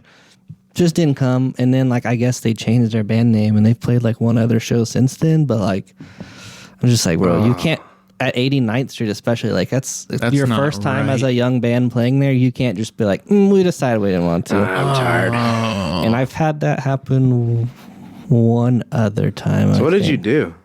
I just moved the set time. Like the show started at 7. I started it at 7:30. Just pushed it back and gave it maybe everybody a little. So if everybody had 25 minutes, I'll give everybody 30 It's not like now. you can call a band and be like, hey, come play real quick. I've done that like with somebody drops off like within the same week. I'll just, if it's 5, I'll just rock it as 4. But I'll make a post. If anybody wants to hop on this last minute, you can. Yeah. Which I actually did for a show a couple weeks ago. I had a hardcore band from Texas called Out of Sight, and the opening band dropped. I don't remember why. It wasn't like, but they had let you know. They let me know like 8 or 9 days, maybe like even like 2 weeks ahead. So they gave me pretty good. And I just made a post, and there was this young hardcore band from here, and they're all like probably 17. They're called Football, which is fucking rad. Oh, I've seen them on the flyer. They were like, yeah, we were already going to come anyway, so we'll just play. And I was like, that. So I let them open, and they were actually pretty good, and a bunch of kids moshed them. So I was like, that's the type of shit I do like. Yeah. Like, you're young, but you were still respectful, and you still played a good set, and they were like thanking me a bunch for letting them play. So I was like, awesome, and that's the band I'm going to give another chance now. Yeah. Because you were respectful. You stepped up for me in like a time of like, I kind of fucking need somebody. Yeah. Random opportunities, man. That's really cool. You gotta be ready. Mm-hmm. That's one thing I noticed, even in this project where like, I mean, like obviously we just record a show every week, you know, but like someone will hit me up like, hey, come out here. And we're like, yeah, all right, I'll be there. And it's like in an hour. That's what happened with like Moonkill. That was fucking wild. Moonkill was probably the most stressful weekend we had. Bad. And they had messaged just a week ago. Yeah, it was a touring band from Austin, I believe. And a venue told them to hit us up just to come hang out, you know? Mm-hmm. And we fumbled our Instagram. No, it wasn't we. I take full responsibility of that. I didn't know that message request on Instagram was a thing, so I was just looking at the inbox, and then I was at work and I was bored. I was like, "What are these requests?" And I push it, and I'm like, "Holy You've fuck!" got 7 some in there, band dude. from fucking. I do that sometimes. And then I was like, "The show's tomorrow. We gotta fucking be there." I went to the show. I seen him. I think he showed up for him. Yeah. I had to go to the show and see him because we don't have people on that we hadn't seen before. Right. You know, you got to, same as like your stuff. You know, you hadn't been to one of my shows. You want to hear, see, whatever, something. You got to know who these people are a little bit. Yeah. You know. Otherwise, what are we going to talk about? Yeah. Heard you're in a band. No. And yep. Dude, that was like panic mode. That was nuts, dude. That was wild. And then they were like, we can do Sunday morning. And I was like, fuck it. We got to be here. Fuck it. I ain't never had coffee on this show until that day. Yeah. Talking about those random moments like that is like kind of how we made a bunch of friends. So like when we started False Idol, we'd played our first show at Grand Royale because some reason they offered it to us. I was like, I don't even know how you know who we are. We hadn't even played a show yet, but we were like, all right, cool. And we played our second show there a few months later. And then like June of 2023, we got asked last minute to play this house show out here, actually, in like Midwest City or Del City. And it was because like 2 or 3 of the bands had dropped. And we were like, why? What's going on? And they were like, I don't know. They're all being weird. So we're like, fuck it. We didn't know any of the bands. We'd never been really out here, like played out here. Yeah. And we ended up becoming friends with like almost all of those bands at that show, and like now I've booked some of them. Like it was like Sycamore, which they're reckoning now. Yeah, Arsonist, and like 3 or 4 other bands, and our friends in Jawline, like a bunch of cool bands that we literally met that day. And then like now I've booked them a bunch. We've played like 6 shows with all those bands. That's kind of weird how that thing works. You know, we got asked the week of the show to play it, and we were like, well, we're not doing anything else Saturday. Let's go play a fucking house show. Yeah. And then like it ended up being really cool, and like that's how I'm friends with a lot of the bands from that show. Like I made a lot of contacts from that show. This industry's networking, it's the mechanics of networking in this industry are very strange. It's weird. It's very strange. Like we started this podcast a little over a year ago, And I was like, well, yeah, we're learning to play guitar live. Yeah. I'm like, cool. I'm like, we should probably get people in here that actually really know how to play guitar. That would be kind of cool. And then it was a little, because you don't know where to go. You know, you're like, oh, this is a concert over here. Yeah. And it's at the Paycom Center. It's like, we're not going to be able to talk to these people. You know? Right, unless you're like standing outside with like lav mics or something. Like, it'd be kind of like simple. It'd be pretty on the tough. street shit. And then I was like, we'll just start going around. And then, I don't know, things just started happening by their own. It's kind of strange, you know? It's the mechanics of networking in this is very like random as fuck. Yeah. It's just random as shit. When you're talking about like a podcast, I'm a promoter. I had a band, a hardcore band the other day message me that was from New York. And they're like, hey, we're booking a summer tour. Yeah. Do you have this date available? And I was just like, I literally asked in the email back, how the fuck did you find me? Because I was like, I would have been, I was a little more professional at that, but I was just like, hey man, I would love to help. How did you hear about us? Because I'm like, you live in New York. Why would you know about some guy in the middle of Oklahoma? And he's like, oh, my friend posted, does anybody know any Oklahoma promoters? And somebody tagged you. And I was like, who the fuck are you friends with that somebody would have tagged me when you live in New York? But I was like, that's sick. I love that. It's really cool. But just the networking is crazy. Like, we played last August, September with Out of Sight, and that's how we met them. We got asked like a month before, hey, we're doing this. It was 2 metal shows booked at the same venue. It's called the Haltom Theater. And there's like a big room and a small room. And it was like metalcore and hardcore over there and then hardcore over here. And they just made it one big show. Nice. But like they wanted a couple Oklahoma bands. So us, Burn the Throne, and Primal all went down. And we met like 15 Texas bands. And so I just started asking them when I came home. Yo, we saw you. You guys want to come? They're like, hell yeah. So Out of Sight's been up twice since then. Oh, yeah. Sick. And then I have a show in May at the venue. I called it the South Central Slam because I have a band from Arkansas and 2 Texas bands. And 2 of those Texas bands were also bands we played with who have been asking me to come up since that show. They're like, hey, we remember talking to you. Like, we really want to come up. And I was like, fuck yeah, let's do it. They're like, pretty sick. One of them gave me the best answer I've ever heard. I was like, hey, do you guys need any like gas money or guarantee? And he said, nah, we're not worried about it. And I was like, man, I wish every band would just tell me that. Hey, we're not worried about it. I don't care. They're driving from Dallas, and they're like, no, we're cool.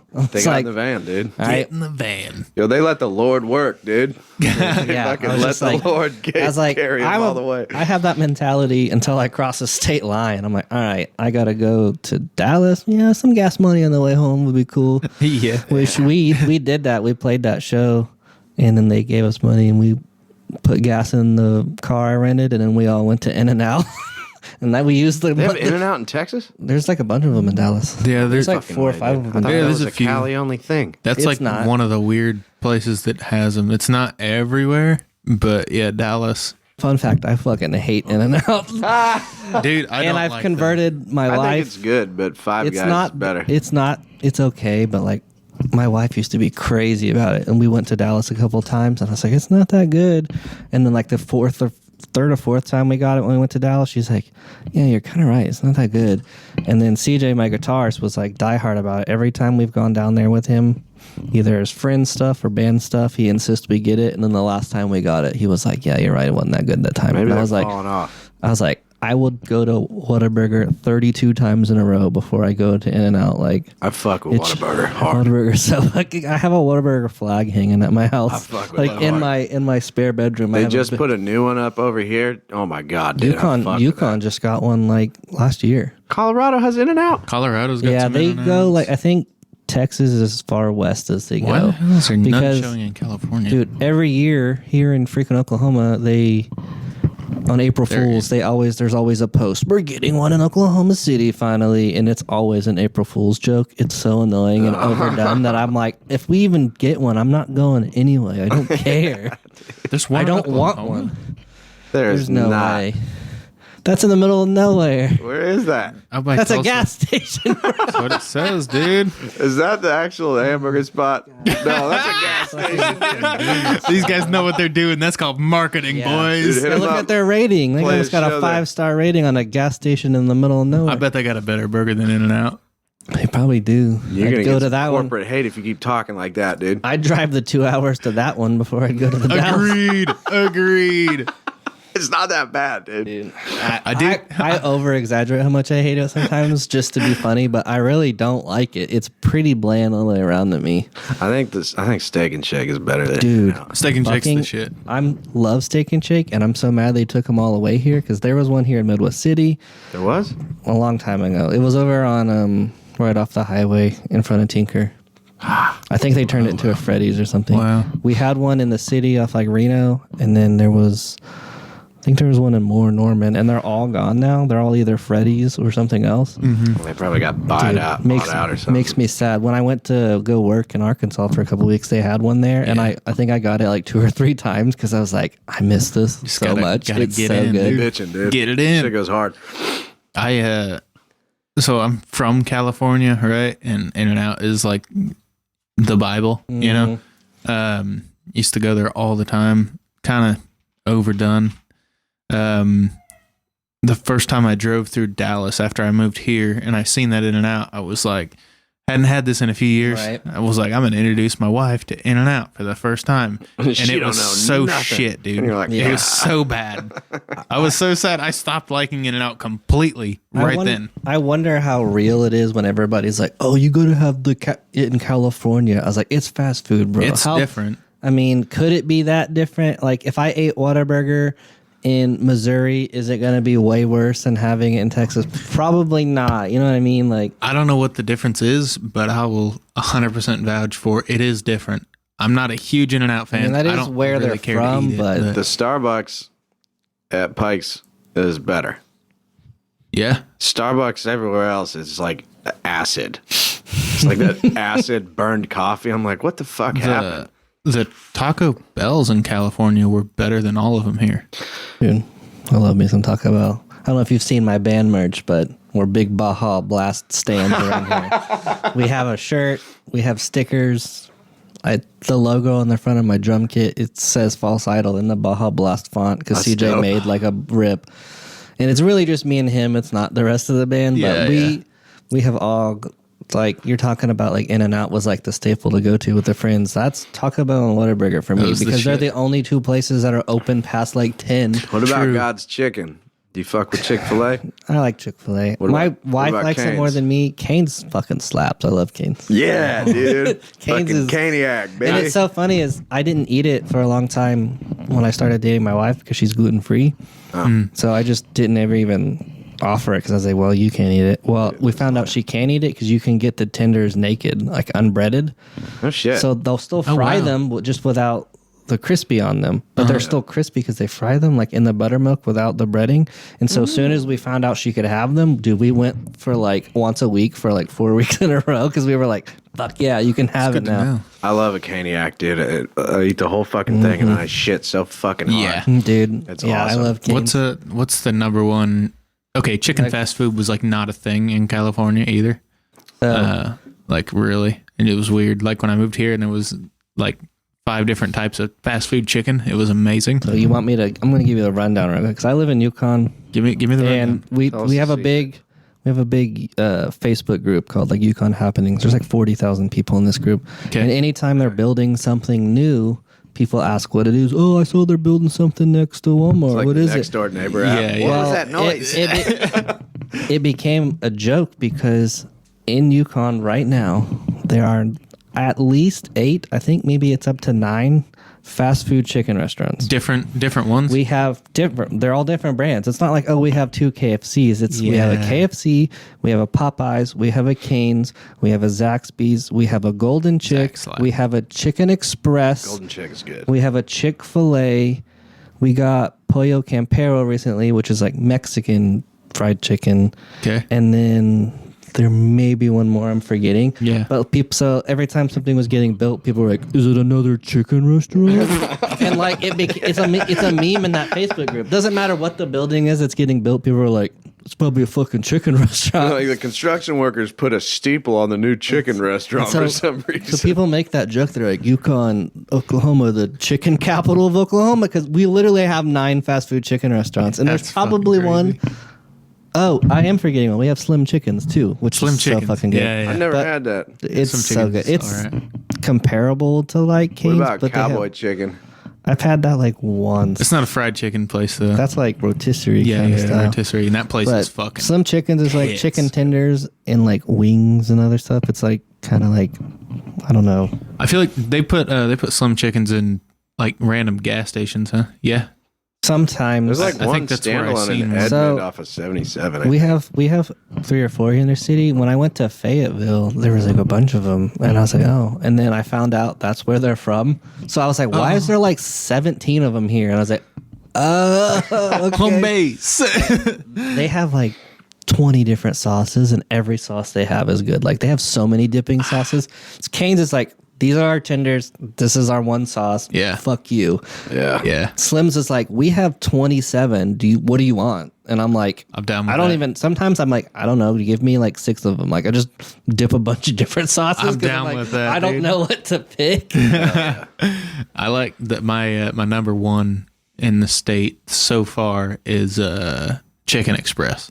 I haven't had that either. I'm so down I with used to Chicken eat Express. it a lot because I had one in Mustang. I grew up in Mustang and in Yukon, and there Yeah. was one on the main road in Mustang, and we ate it a lot. And you could buy their sweet tea in the gallon. Yeah. And my mom would always buy like 2 gallons and like bring it home. So I ate that a lot as a kid. I haven't had it as much now because I don't live as close to it as I used to. But Yeah. there is one in Yukon, so it's one of the 9 that we have. I don't live nowhere near one, and I make my way to it.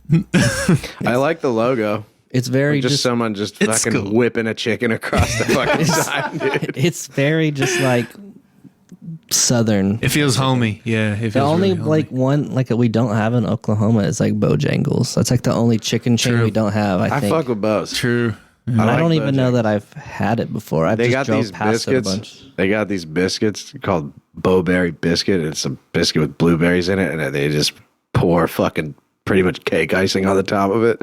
It's sounds pretty Whoa. diabetic, but it's fucking good and it's hot, dude. Yeah, that's like the one in Oklahoma that we don't have that I've seen in other places. But yeah, I ate that a lot when I lived in Georgia. if you want to believe it or do not. if you want to do the fried chicken gauntlet, you can come to Yukon. We'll hit them all, Fucking do the round, hit them all in man. one day. Some of them are next to each other. One day? Dude, some Popeyes and KFC and Cane's are like here, here, and here, and they're all like you could walk across the parking lot to the next one. They're next to each It'd other. be like a bar crawl. You got to do one the tender chicken crawl. and just see if you can take it. Brother. What's more dangerous, a bar crawl or a chicken crawl? A chicken crawl is hilarious.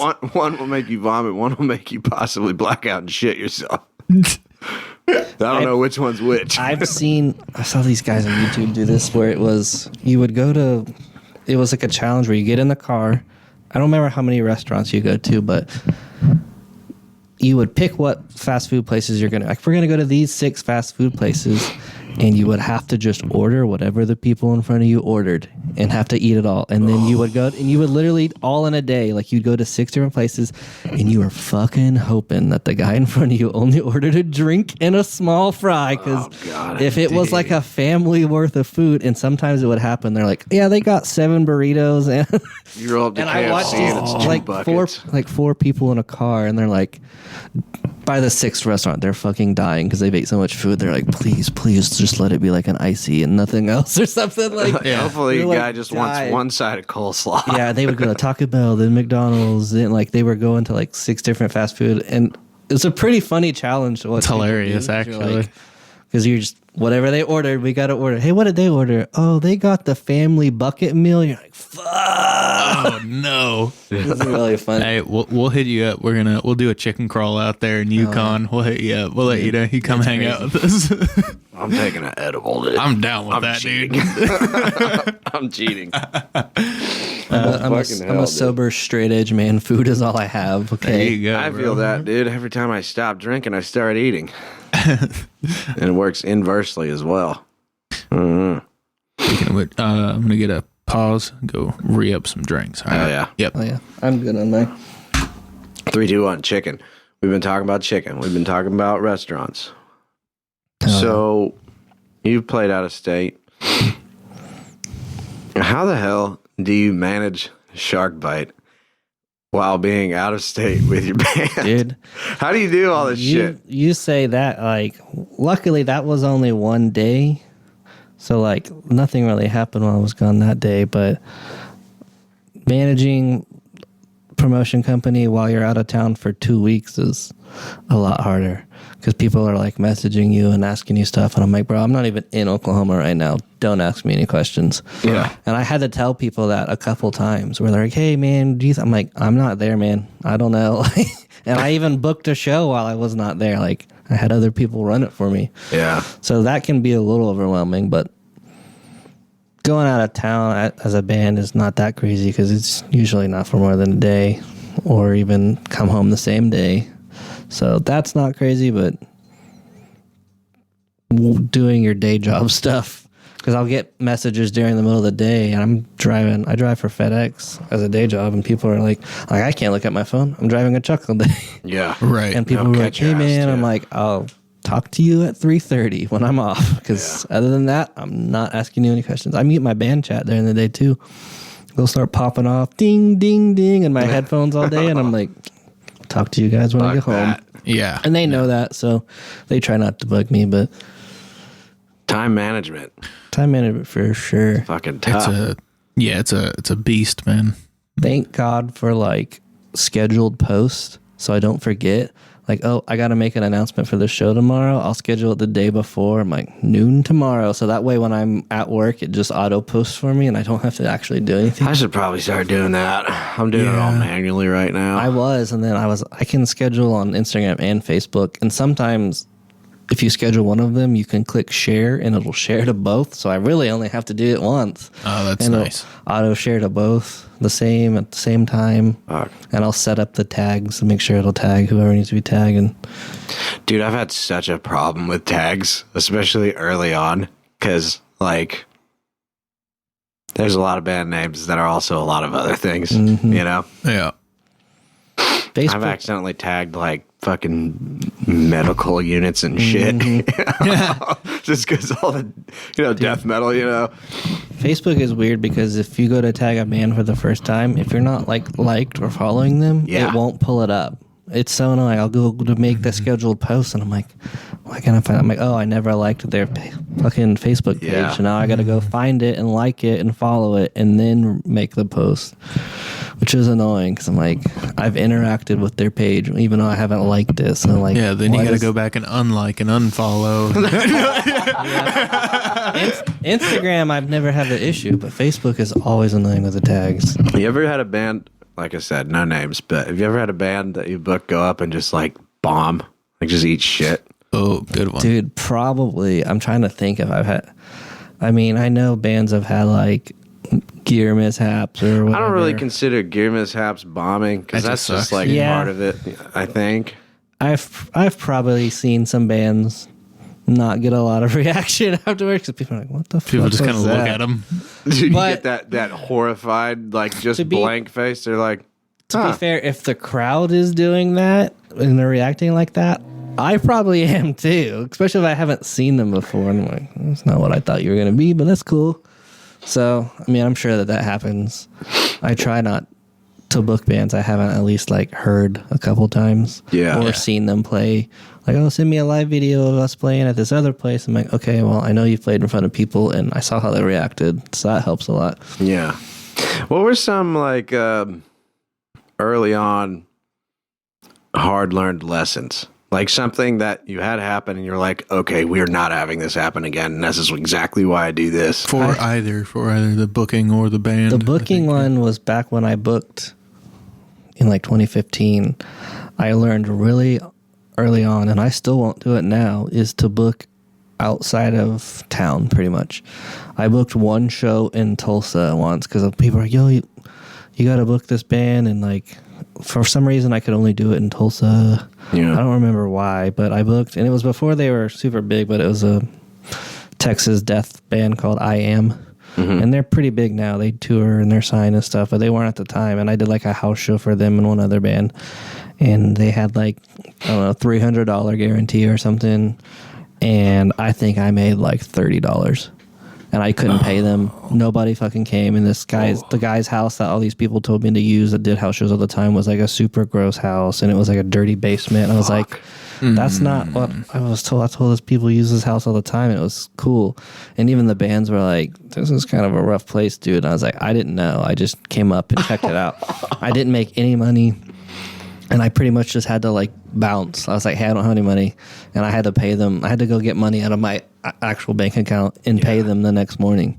Because I literally made no money, and their agent was like, what the fuck happened? And I was like, I don't know, man. So you 100% put boots on the ground now before you fucking book anything. Yeah, so I pretty much won't book outside Oklahoma City unless I know that I don't have any pull in Tulsa. I don't book there. I know the band's there. Yeah. But I don't know, people who will come up to them no matter what. So that's probably the hardest lesson I learned, because it was like really scared me. Like I had a booking agent emailing me, why did you leave? Why didn't you give them money? What's happening? And I'm like driving an hour and a half back home to where I actually live. And I'm like, I don't have any money. It's 10 o'clock at night. I can't go get, I had to go to the bank and actually closed, dog. It was a whole thing. I had to like write him a check and all this shit. It was fucking crazy. So sounds like a fucking nightmare, dude. I would have a panic attack. That's to crazy. the point that like other people who knew that happened like made posts about it, and I had to go and like defend it was a shit show. Jesus Christ. I ended up righting the wrong, obviously, because now I booked Spite after that, and I booked Varials, and I booked Body Snatcher and Kublai Khan and like Last 10 Seconds Alive. Like I booked a bunch of big touring bands after love that. Those guys, by the way, Last 10 Seconds is so fucking sick. I ended up redeeming myself later, but yeah, dude. it was rough. And I ended up making it right with that band. I ended up coming back to Oklahoma City, and they let me book them again. And it was probably the biggest turnout they'd had in Oklahoma. That's great. You gotta cut people some slack sometimes, man. Yeah. Sometimes shit happens. Fucking, you know how much shit I've fucked up, dude? Come on, dog. I booked them like 3 times after that. So like, luckily their agent was like, he understood the circumstances and that was a mistake and stuff. But that's probably the biggest. I don't know that I have an equivalent with the band other than like just forgetting the stuff or whatever. But like, sure. We've never had like that detrimental of a fuck up where it gave me anxiety like that. Yeah, dude. So we're pretty good. What other little lessons have you learned in your booking journey?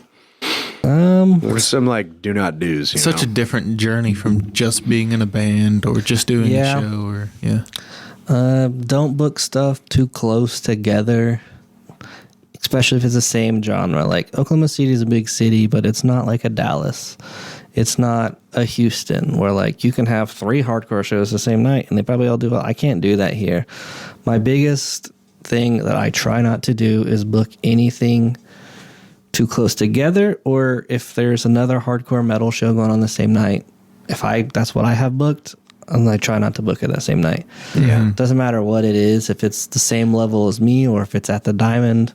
Like I've had 3 shows, just me not look into it enough, get booked the same day as something, and I'm like, fucking cool. Like, Suicide Silence is here tonight. Sick. Nobody's gonna be here. And, and so now I put in a lot of effort into looking who else is here that same day. If it's like, oh, I've got a pop punk show and fucking Killswitch Engage is here that night, well, that's fine. None of those kids were going to go to that anyway. But like, if I got a big metal band here the same night as my small touring metal band, well, now they're not going to play to anybody. So that's a big lesson I've learned. And then to try not to book the same locals too many times in a row, even if they're eager for it and they want to play 5 shows a month, like their friends only are going to come see them so many times. Yeah. And even with my band, like we really try to not play too much because I'm like, well, even if my parents and my wife and whatever come every time, they don't want to come see me 3 times a month.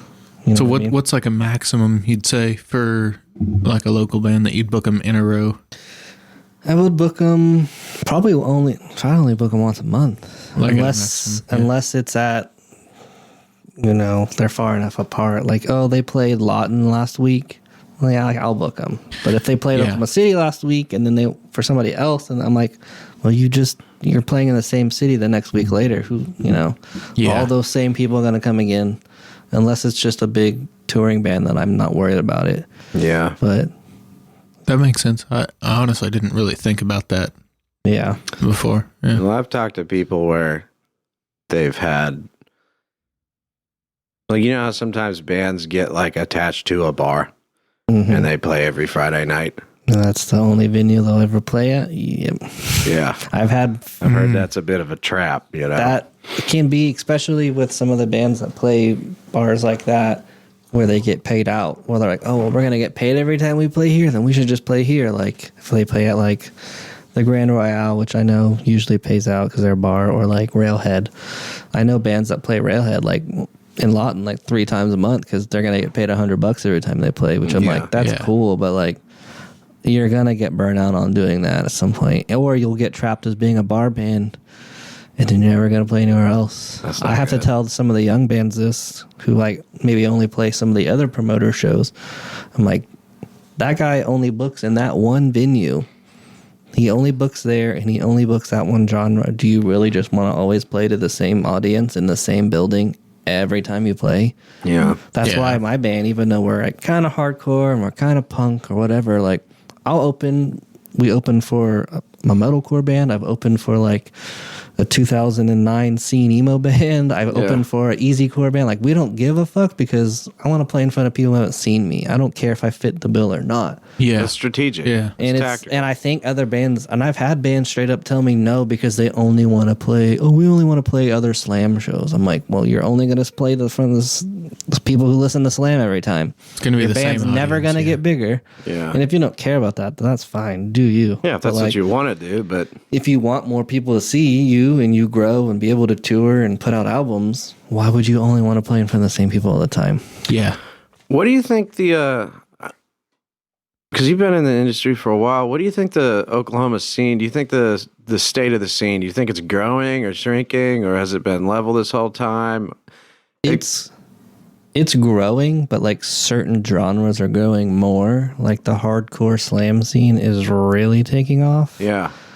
When I first started booking again back in, like, 2022, 3, the metalcore scene had, like, died. I was like, there's, like, no metalcore bands anymore. They're all playing hardcore or doing some other stuff. Yeah. But, like, bands like Peeling Flesh or bands like Cell just really popping off and going on these big national tours now has really helped that scene and that genre a lot here, to where bands, I've seen 16-year-old kids I've never met playing Slam, and I'm like, dude, you probably didn't know what fucking Slam was a year ago. Yeah. I barely know what Slam is now, and I'm friends with those bands. Like, so, like, seeing that is crazy, and, like, all these really young kids coming out with, like, new bands, and they follow me. Like, I get, like, a new band follow me, like, a couple times a week, and they've got, like, 7 follows, and they're like, new Oklahoma deathcore Slam hardcore band, and I'm like, what? Like, how many new bands are there? It's crazy. So our scene, there's a fucking lot, dude. Yeah. Our scene's doing really well. I mean, I have a list on my phone of local bands that goes on for fucking days, and people are like,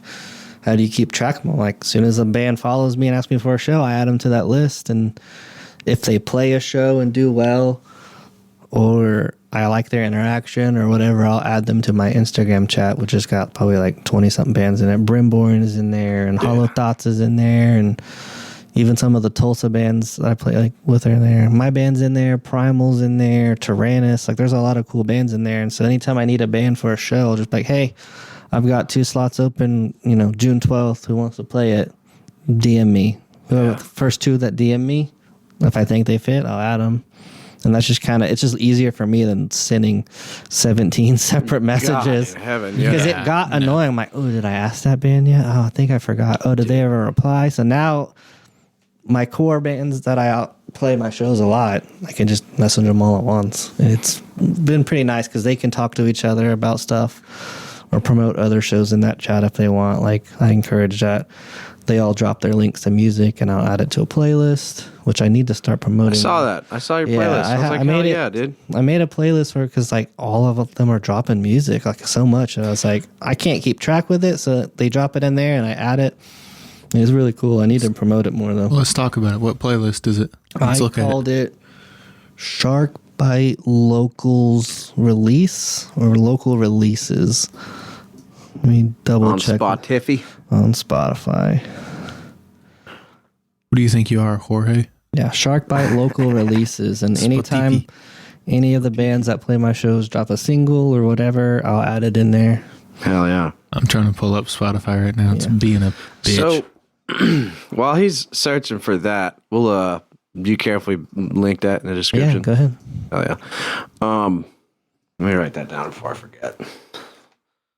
Link. Arrow. Cool. While he's looking for that, what would you say like your marketing strategy for these shows are? Like, how do you take a show? Obviously, you know, Facebook announcements, Yeah. you know, flyers, you throw the flyer up.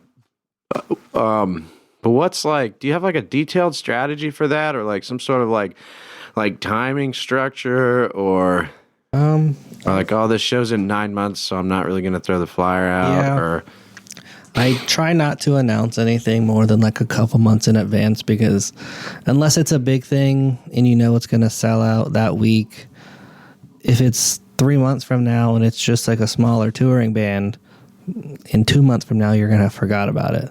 Yeah. So I try to do 2 months or less, because that's just enough time where you maybe don't forget about it.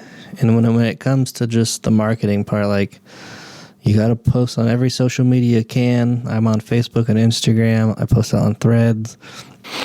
There's an app called Fanways that I use that's actually owned by a guy here in Oklahoma, and he asked me to be on it, and it's got ticket links to every venue in the city. It's kind of like Ticketstorm, but they also like promote them like this upcoming and stuff, and it's a really cool. Yeah. And he's constantly updating it. If he updates it, he'll text me, hey, we just ran this update, what do you think?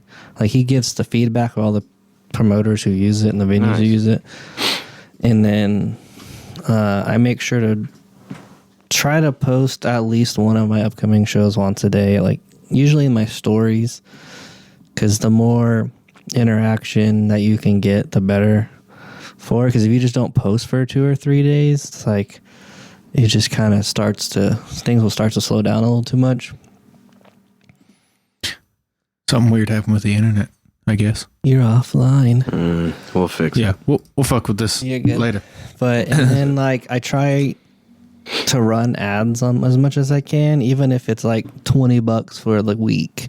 It'll get more views than if I just raw posted it. Yeah. So like you're gonna have to invest a little bit, like, For sure. And I know the bigger promoters do that too, and they spend way more than I do. Like DCF, they'll run $50 a day on an ad for like 2 weeks. Like they go crazy, but it works. I've had significant results from running ads, so I know I'll get way more likes on them, and it's people who don't even follow me, and I'll start getting follows from it. So you do have to invest a little bit, especially if you need to make some money on the show. If it's a show where it's just all locals and they don't care, I'm probably not going to run an ad for that. I'm not worried about it, but Yeah. you still have something to. where it's like, we got to pay these guys. Yeah, and I don't want to not have to pay people. And I've had touring bands tell me they don't care, and I'll just give them what I can. And they don't care. They're like, we played a show, we sold some shirts, you're good, don't worry about it. Yeah. But, other people take it way more serious than that, so, which is fair, Yeah. I mean, that's your job, and, fair. you got to treat your band like a business if that's what you're doing to make money. yeah, no, that's true. And, like you said, gas money and re-up in the merch booth and Yeah. and this and that and shit breaks and all that stuff. Yeah. Yeah, even our band, don't do this for money, and we don't do it for a job, but like, there's still things we have to take care of. So like, we at least try to sell enough merch to be able to order more. We want to make a little profit so we can use it for like the studio or whatever. And Yeah. we're starting to kind of get in that space where like we're making enough profit we can do that. And Like the other night, we paid the photographer from the band fund, like, so we didn't have to pay for it out of pocket because we had enough in there. Nice. We can just do stuff. Oh, we want some nice photos from the set. Let's use our merch money that from the last show and pay her. And we made that money back that night at Belmont anyway because we sold enough shirts. So, like, you can start to find that balance eventually once you know, have enough of a following or know enough people are going to come see you. So when I was a kid, marketing shows was a little different because there really wasn't.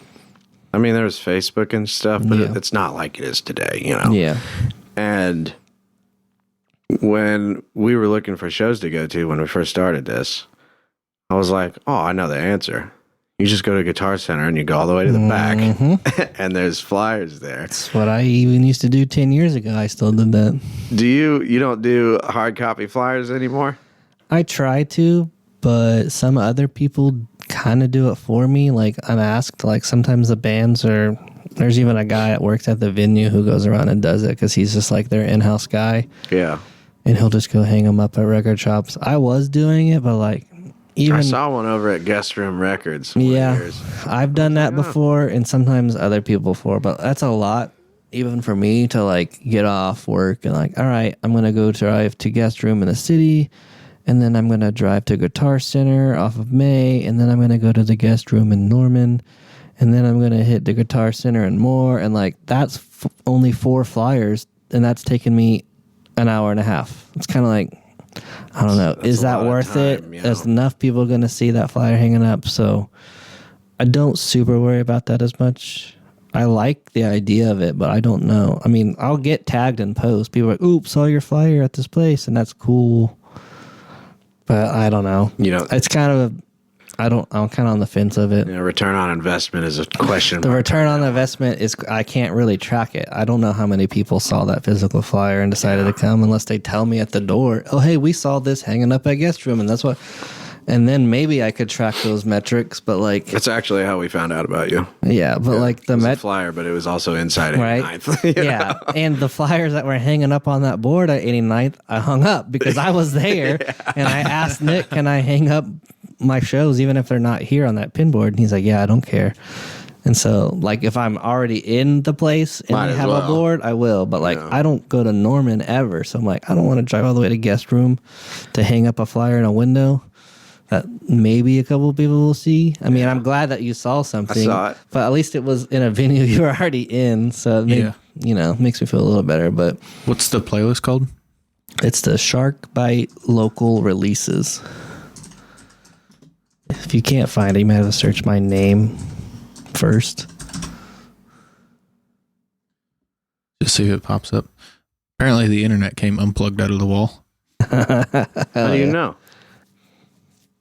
Because I'm magic. Because it was unplugged when you looked at it. It's not in here. Don't fucking ask. It doesn't plug in. Don't ask your brain questions. Okay? It's a little R2D2 thing. It's a cell phone. What do you mean? Telling you, it came unplugged out of the wall slightly. Oh. I know things. Put a space between Shark Bite and my brother. I get it. I know what happened. Shark Attack, that's not me. That's not him. We'll find it. Click plays. There'll be 17 different fucking playlists about sharks that are unrelated to me. Dude, yeah. Yeah. Speaking of sharks and unrelated. Speaking of sharks, where'd the name come from? That's such a good question. I don't know why we haven't asked that yet. Yeah. I mean, I'm a huge fan of sharks. I like Not them. many Agreed. people have ever asked me that. Hayes from Primal Hominid had actually put it together the other day. And he was like, oh, is that why? I was like, yeah. So Well, if it's a mystery, don't ruin it. it's not a mystery. Before music, before like music was really like a big love for me, cars is a big love for me. I work on cars, and I have a cool car that I built. Oh, yeah. I collect Hot Wheels and shit. I do. And the second ever car I got in high school, and my first car like died, my parents got me a Hyundai Tiburon. It's just a little 2-door front wheel drive coupe. Those are fast. And I still have it. I've had it for like 13 years now or whatever. It's crazy. Tiburon translated to English is shark. It's Tiburon is shark in Spanish. I had no idea. And Didn't know that. I've, like I said, people have known me for having that car. I got a pretty big Instagram following from like that, all the Tiburon owners, like because of how mine's built. And sharks have been like a joke in my life because of that, because I have a car that's literally translates to shark. My parents always buy me little like shark stuff because they think it's funny. Oh, that's cool. And so, and like some of my Tiburon followers are like, you're the Shark King, because like they think I have the best one or whatever. It's kind of funny. And so when I was looking at promoting again, I don't know if CJ or my wife or somebody was like, maybe you should be shark related because you already have the other thing. Yeah. And so I was like, oh yeah. And I think I said it. They were sending me ideas and I said, well, shark bite. And I was like, that's pretty good. And I asked them and they were like, they had sent me a couple and I was like, yeah, shark bite sounds the best out of all that. So I just tied it to my other personal stuff. It's not like, oh, I fucking love sharks. I mean, sharks are cool, don't get me wrong, but like it was just already a tied thing to my life. And so it just became a shark bite. I do like sharks and I do plan to get a shark tattoo. Like I'm mad because my sister got a shark tattoo and I was like, that's not your fucking thing. What are you doing? And she was like, are you mad at me? I was like, no, it's just funny that You're you did dead it. to me. I will never speak to you again. My best friend Austin gave her shit. She was like, "You need to step off. That's Brady's thing, not yours." And she got all upset. I'll She's beat like, your fucking ass. She got all upset. She's like, "Is he really?" I was like, "No, I'm just kidding. You do whatever you want." But yeah, and Hayes is also a car guy, and he was like, "Man, when are you gonna bring your Tiburon around? I want to see it." And I was like, "Oh, I'll drive it to a show one day." And he's like, "Wait, that's Tiburon means shark, right?" I was like, "Yeah." And he goes, wait a minute. And we were talking outside a venue. He's like, wow. Is that it? And I was like, you figured it out. And he's like, dude. he's like, that makes a lot of sense now. So Is he the only one that's... he's the only person who's even asked me. I know nobody's asked me where did shark bite come from. Nobody's been like, what does that mean? It's a cool name. I like it a You lot. heard it here first, ladies and gentlemen. It's nobody has asked me. It's funny. And it's not like it's a secret. It's just personal life stuff. We cracked the code, everybody. right. Dude, we're real fucking... But yeah, it's funny. And I've had multiple people tell me if I open a venue, it's got to be called the Shark Tank. And I was like, please. you're That's fucking... it, dude. I was like, you're 100% right. That's I have to do it. that. It's got to have a mural of a shark on the wall. Like, It's got to have a shark on the wall. yeah. I might get a little mini shark and put it in a tank in the front, That'd be dude. so Like, sick. I've thought about it because we're already considering getting a venue. I don't know how soon or not, but I've been looking at commercial property a little bit here and there. Whispers in the trees. People want it so that, I don't know, it's public to an extent, but the people who run the venue over in Oklahoma City just sold it to some other guys, and they're in the music scene too, so I know it's going in good hands. But when he first was going to sell it, he sent me the link for everybody else and was like, hey, if you want to buy it. Yeah. And then he posted it publicly, and like 17 people messaged me that you're going to buy it, right? I was like, I thought for sure you were I was gonna like, buy with it. what fucking money? I was thought like, for sure. Even Eddie, the owner, was like, you should buy it. I was like, bro, I don't have, like, I have to go get a business loan, all this stuff. He's like, well, yeah, we'll just go do that and buy it. I was like, dude, fucking, you think it's that easy? I'm like, All you got to do is risk your 401k, bro. It's not a big deal. granted, Risk everything. thank God. So my credit just went up really, like, into the really good numbers for the first time in my life ever. So I'm like, well, I could get a loan now. I have good credit. I could ruin this right Sounds now. good time to ruin it. Yeah. My wife just paid off this huge credit card and my name's on it. So my credit goes up and she pays it off. And I'm like, Oh, yeah. dude. Sounds like Oh, you need yeah. to take advantage of But the situation. within the next year or two, probably, that's a goal. I'm going to try to do it in Yukon. One, because that's where I live, but I still don't have a music venue there. Like, we have, like, a, country rock bar that's owned by Cross Canadian Ragweed, which is, Okay. don't get me wrong, that's cool, but, like, that's the only thing that's there is, like, rock. Like red dirt. And it's a red dirt rock, and it's 21 and up. I'm like, I can't. So I want an all ages venue out there that can anything and anybody can play at, and it's on the west side of town. No pressure, but everyone wants it. So Yeah, so it's kind of like, so we're working on that. I'm always looking at what's popping up in Yukon, because ideally I don't want to own a venue that I live 30 minutes away from. If something happens and I can't get there quick, yeah, it 'cause stresses you're talking me out. about owning a building, Yeah. and that's like Yeah. something. And like even the venue, when he were talking about it, I started thinking about how I could renovate it and all this stuff. And I was like, if somebody just breaks a window at 11 p.m., I live 25 minutes away from here. And I'm just like, yeah. if it's in Yukon, I could just drive, I can be there in like 5 or 10. And I'll drive by it all the time, going into town stuff. So, and like I said, I want to do something for the city. That's where I live. That's where I'm from. So that's like a long-term goal we're kind of working on. That'd be really cool. Awesome, man. Any other future goals like that? That's probably the biggest one, is to be able to open that and then make Shark Bite my full-time job, because it's not right now as much as people like to think it is. People think like I do this all the time and I have a team of 20 people. I'm like, I don't. It's me and my wife and like my band if I make them, my family if I make them. I made my dad run the door at a show once. Oh, hell yeah. He has a Shark Bite shirt that I made him. He'll wear it and he'll be like, yeah, whatever you need me to do. So my dad rides hard too, and he'll be like, yeah, I'll come work it if you need me to. That's pretty cool, man. I imagine my family helping me run it if I open one, because my sister is a licensed bartender. So I'm like, if I had a bar, I could have her run it. My wife has run the door a couple shows before.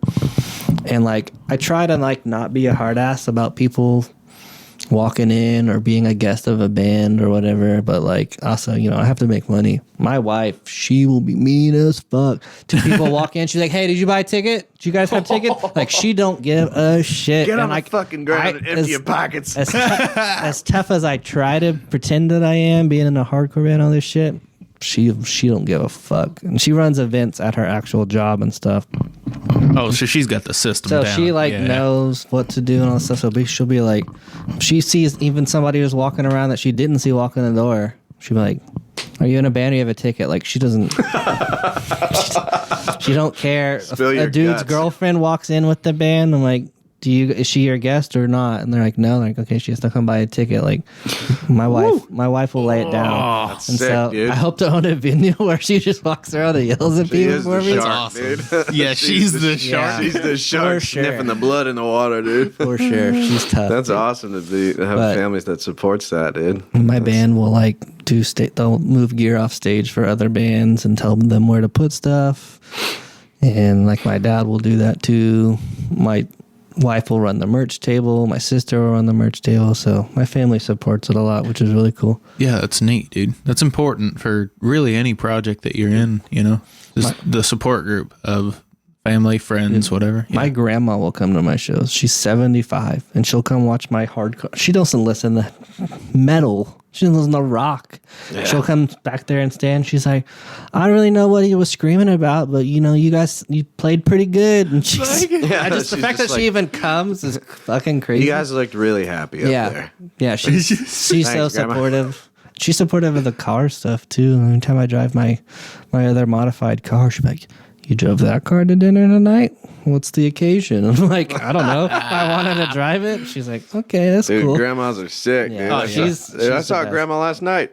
Mm-hmm. Like right up against the stage. Last night I went went down to Norman and saw Crimson Love, Bison, and Hesitate. That was a really cool show at the Opolis. It's like this. Yeah, I've heard about that venue, but I don't know anything about it. It's pretty cool. It's got a little bar. I think they have food somewhere. Real small, but it was really nice. They had a really well put together stage with well put together lights, and it was. I've got the tables. 3 places I can book at in Norman if I really need to, but it's also 45 minutes away from my house where I live, and I'm like, man, to book from here, you know. Yeah, to book a show there, even on the weekend, that's cool. The show's over. Guess what? I have to drive 45 minutes home, and I'm and it's 11 o'clock, and I'm like, jeez, fucking Christ. And there's work tomorrow.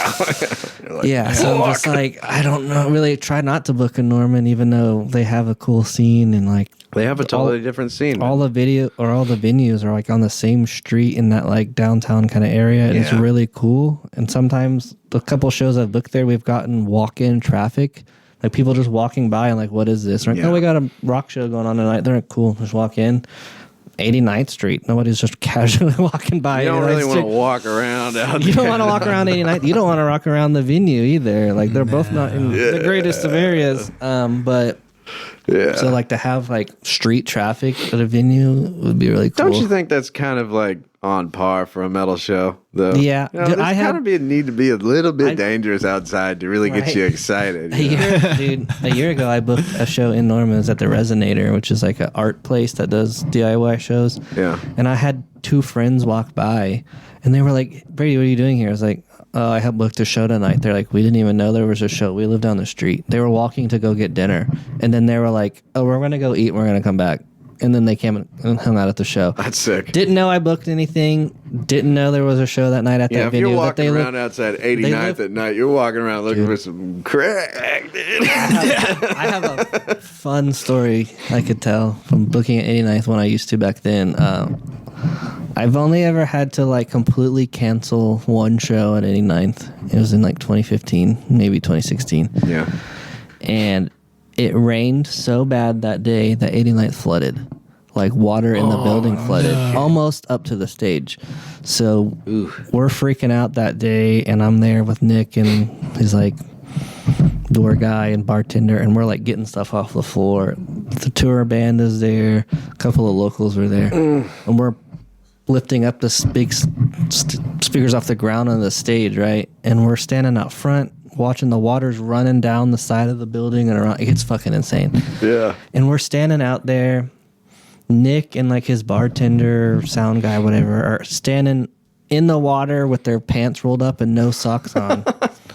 And a homeless guy walks up to us from like the fucking convenience store next door and asks us for money while we're standing in flood water with our socks off.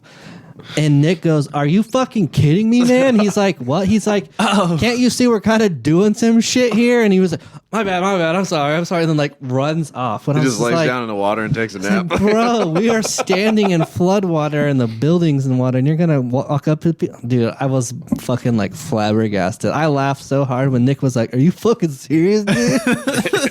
He just looked at him. He's like, get the fuck out of here. And the guy left.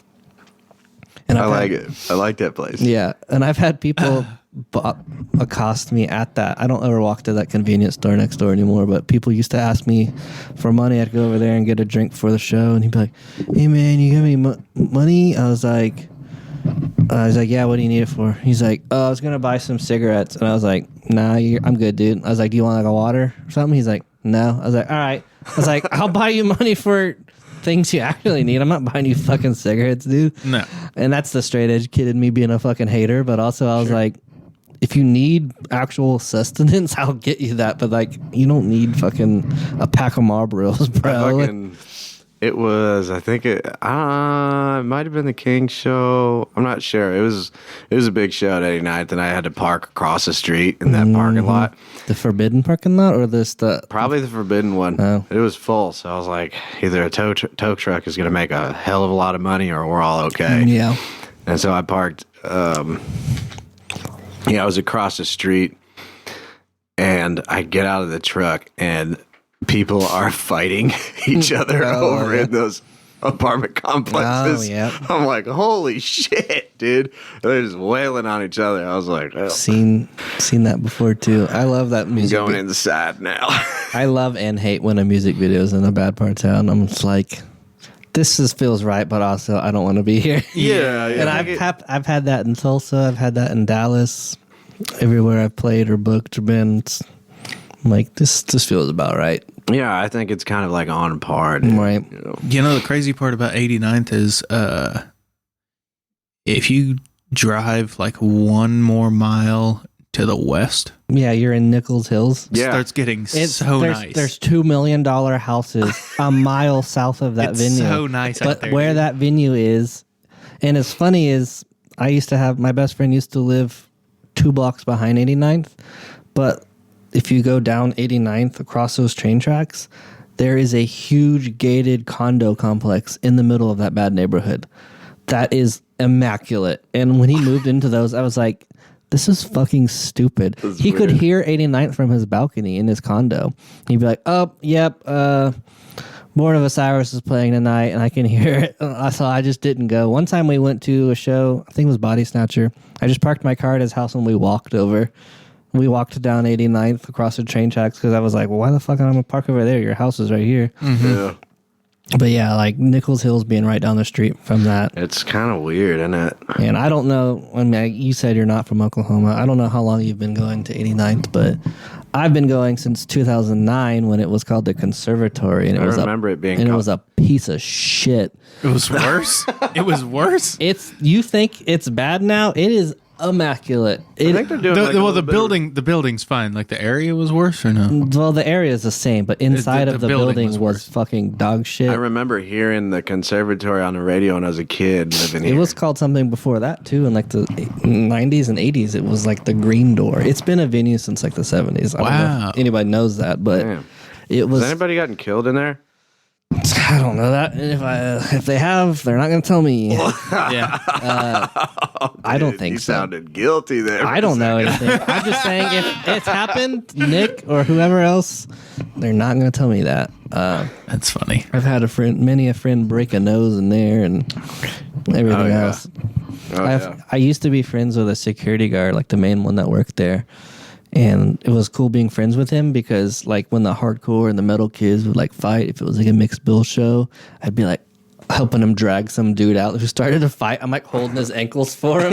I'm like, let's get this fucking guy out of here. Like flopping around. You're like, yeah, get him. I used to help the security guard throw people out all the time because I was, like, on his side. I was friends with him. Yeah. I never started it, but, like, my buddies started it. I'm like, get that fucking guy out of there. And we did. We would throw some guys out who definitely maybe didn't deserve to be thrown out, but they were the bigger problem. Hey, they didn't know the right people. Yeah. it That's was how pretty life fun. works. That's who you know. You know, Yeah, it's just good times. nature. That's really funny. But yeah, I've been going to that venue since like 2009. The first ever show I saw there was like a Skylit Drive and like, oh man, some other like scene bands that aren't even bands anymore. But there used to be some shitty couches with the springs poking through, and people would just like stand on them to watch the show. And Just get like tetanus in their ankles and there shit. was no green room. There was no back smoking patio. Like none of that was there. Yeah. Like, it's so much nicer of a place than it used to be. And my cousin Nick has put so much time and effort into it, but yeah, it was. I wish I could have seen it before, you know? It was rough. The front glass wasn't there because he redid the full front of the building. It was like graffiti painted all over, and like he actually has a mural and made it nice. Like, parking lot is the same. It's been shitty and rough and sketchy forever. I think DCF wants to fix that at some point, but I don't know if they're going to invest in that. But I think they've told me that, so that would be cool. That'd be sick. That'd be nice. People are like, why don't you drive your cool car to the... I'm like, have you seen where it is Fucking in the parking lot? absolutely. Oh, dude, I'm just I don't thankful even I wanna got a park- truck because I go over to that pool shop Yeah. over there, the pool I don't store. even the front 6 that are in the front of the building. I'm like, I don't even want to park my car out front there and have people look at it, bro. And a line of 50 kids standing there, and one of them leans on my car. I'm like, no, I'm not doing Yeah, that. that sounds like a hassle, dude. Yeah, I'm just like, we'll see. But yeah, I love that place. That's home away from home for me and my band and my people. Hell yeah. That's cool. Yeah. So here's a question about just metal in general. It's always been, at a minimum, like mildly offensive.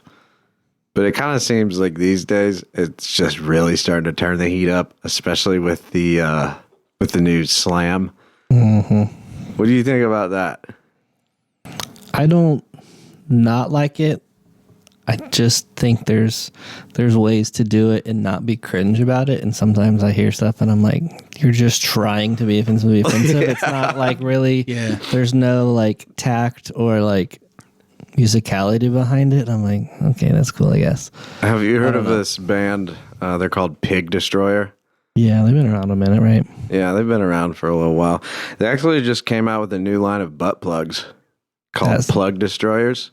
That sounds about right for them. Sounds about right. With the images of the band members on the back. That sounds like some shit fucking Rammstein would do. Go ahead. Go ahead and pull these up real quick. God damn it.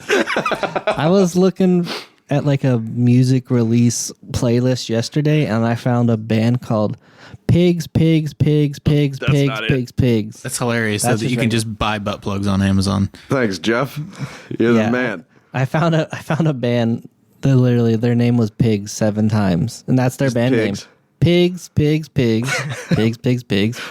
I was like, how the fuck do you even start a band called that. Like, And he's like, hey, what's going on, everybody? We're pigs. dude, I'm like, do you say it 7 times every time? Do you count it out in your head when you say it live? I was just like, that's fucking crazy, dude. Hell yeah. I was on Spotify the other day. I exclusively listened to, oh yeah, there they are. The top left. That's crazy. Yeah. The plug destroyers Even coming soon. Even multiple sizes. Wow. so fucking inclusive. That's Do crazy. you think this should be a part of the metal community? I can be part of their community. I don't need that. You don't want butt plugs at the merch tables? I mean, you can sell up whatever you want, man. Don't ask me to check it out, I guess. I don't know. So Shark Bite would never have. I mean, I'm not saying I wouldn't. I'm not selling my own butt plugs, but you can sell them at my show if you want, I guess. I can't. Who am I to tell you no? I like that stance. Who am I to judge? Yeah. Yeah. My guitar is sold, so we have a band flag we hang up at the merch table. We don't sell flags. Like, I don't sell a false idol flag. I would love to. And a kid offered to buy it for like $45 the other night, and I was like, sure, take it sold. down. I paid $10 for it on like Alibaba, so I was like, I'll just order us another one. I don't give a fuck. Sold this kid a flag. Yeah, dude.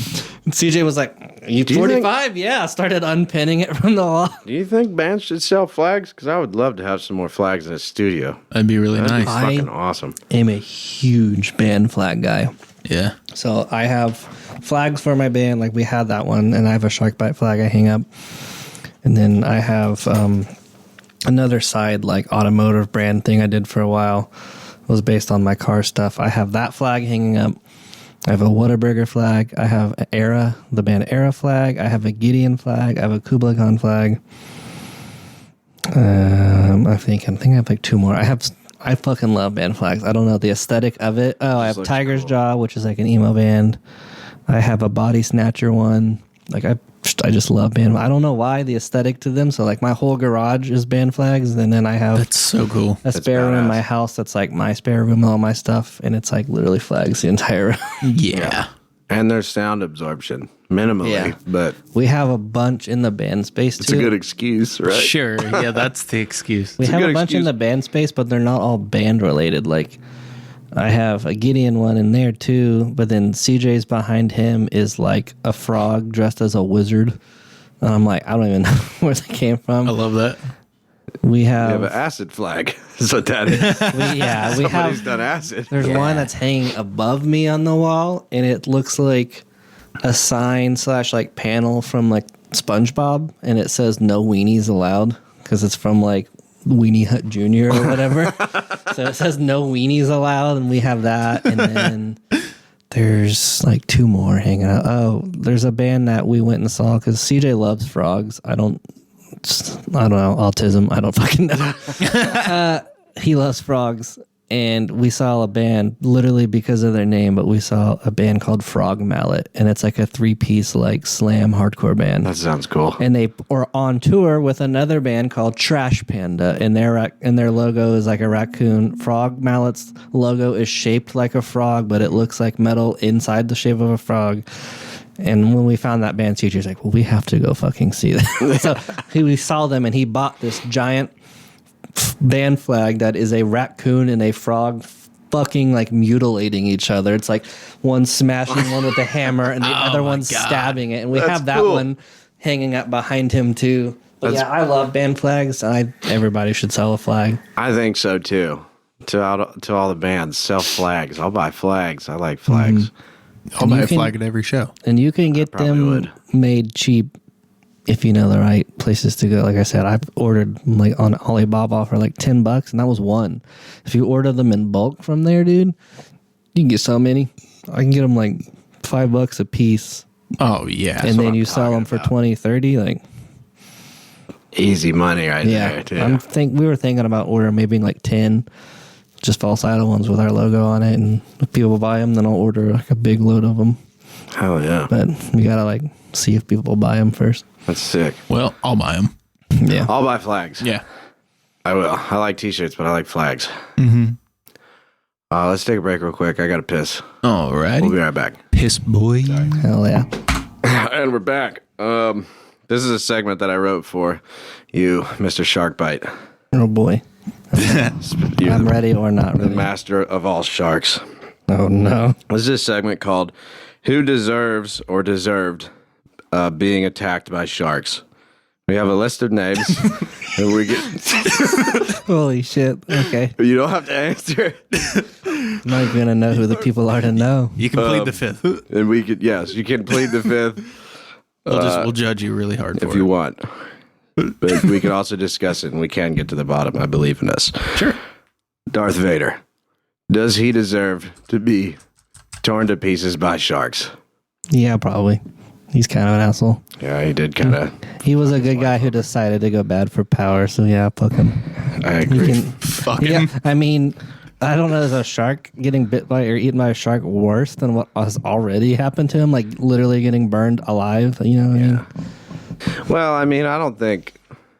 I guess he's still alive, so the think shark the would probably shark- kill him. Yeah, I think the shark would go for the non-metal parts. Yeah.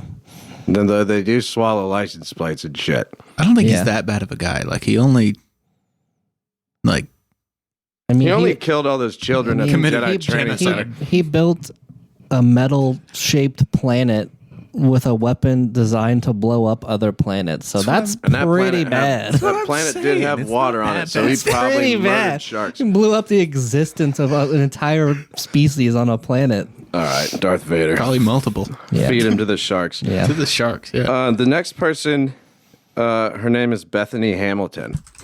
Do you know who Bethany Hamilton is? No, it's just a real person who got attacked by a shark. Is that? I knew it was going to be the surfer girl, and no, she didn't deserve to be attacked by a shark. Hold up. Before we make gonna a tell- final judgment, she was kind of disturbing the food source. Okay, I mean, but she's like surfing, so you know what I mean. Like, she wasn't like a fisherman out in the middle of the Pacific taking all the tuna from the fucking. Like, she was just on the beach, bro. Okay, so we're gonna say no. I'll say no. She I didn't- guess the we Soul can say Surfer- no to that The one. Soul Surfer did not deserve the shark attack. The next person on the list, his name is Oscar Schindler.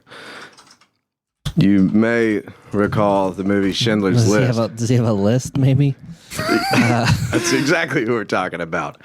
Does he deserve a shark attack? Because here's the thing.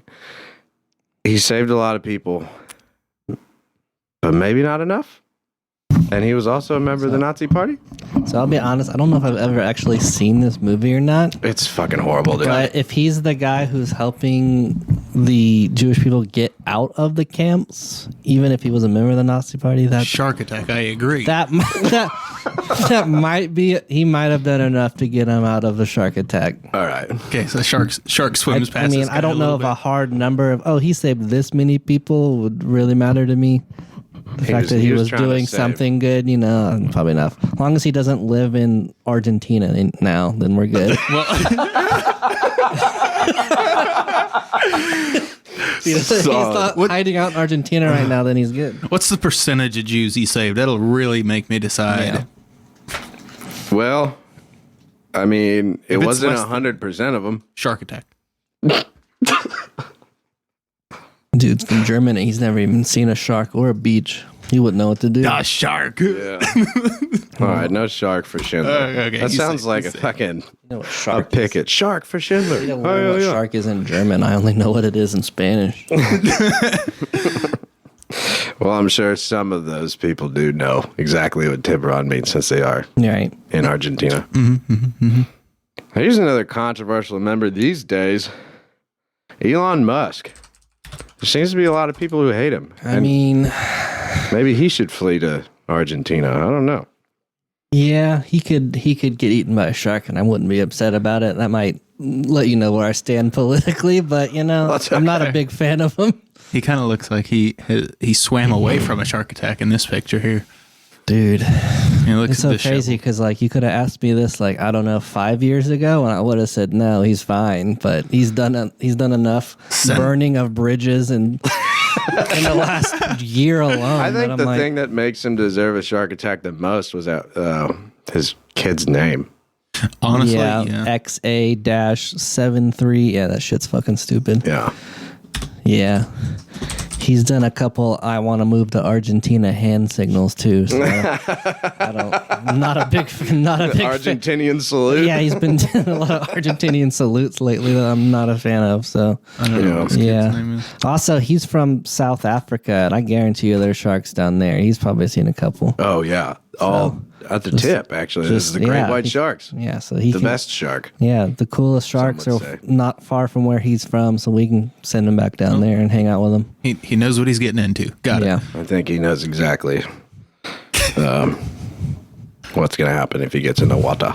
Elon Musk. Got it. Heard. Elon Musk. All right, the next person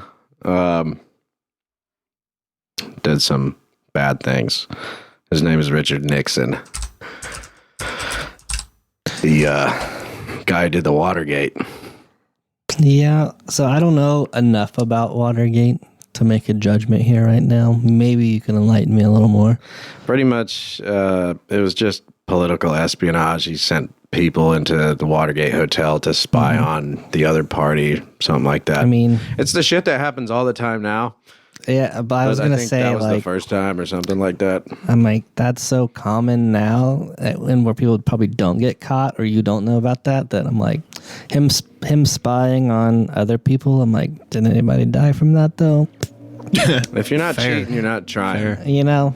I think Nixon just cheated his way out of a shark attack. Yeah, I think he's okay. I don't know if he deserves that. Sure. If I find out some stuff later, maybe I'll change my mind. All right. Well, you can revise your statements if you do some research after this. We'll do a part 2 when I bring the rest of the band on. Yeah, dude. But I want you to only ask them. I'm like, do you agree with your Or you can ask my band who you think false idols are. Who deserves to be a god or not or something. I don't know. Ooh, and the first one on the list, Jesus Christ. Speaking of him, next on the shark attack list, Jesus Christ. Oh, I didn't even write him down, but we could do him. Yeah.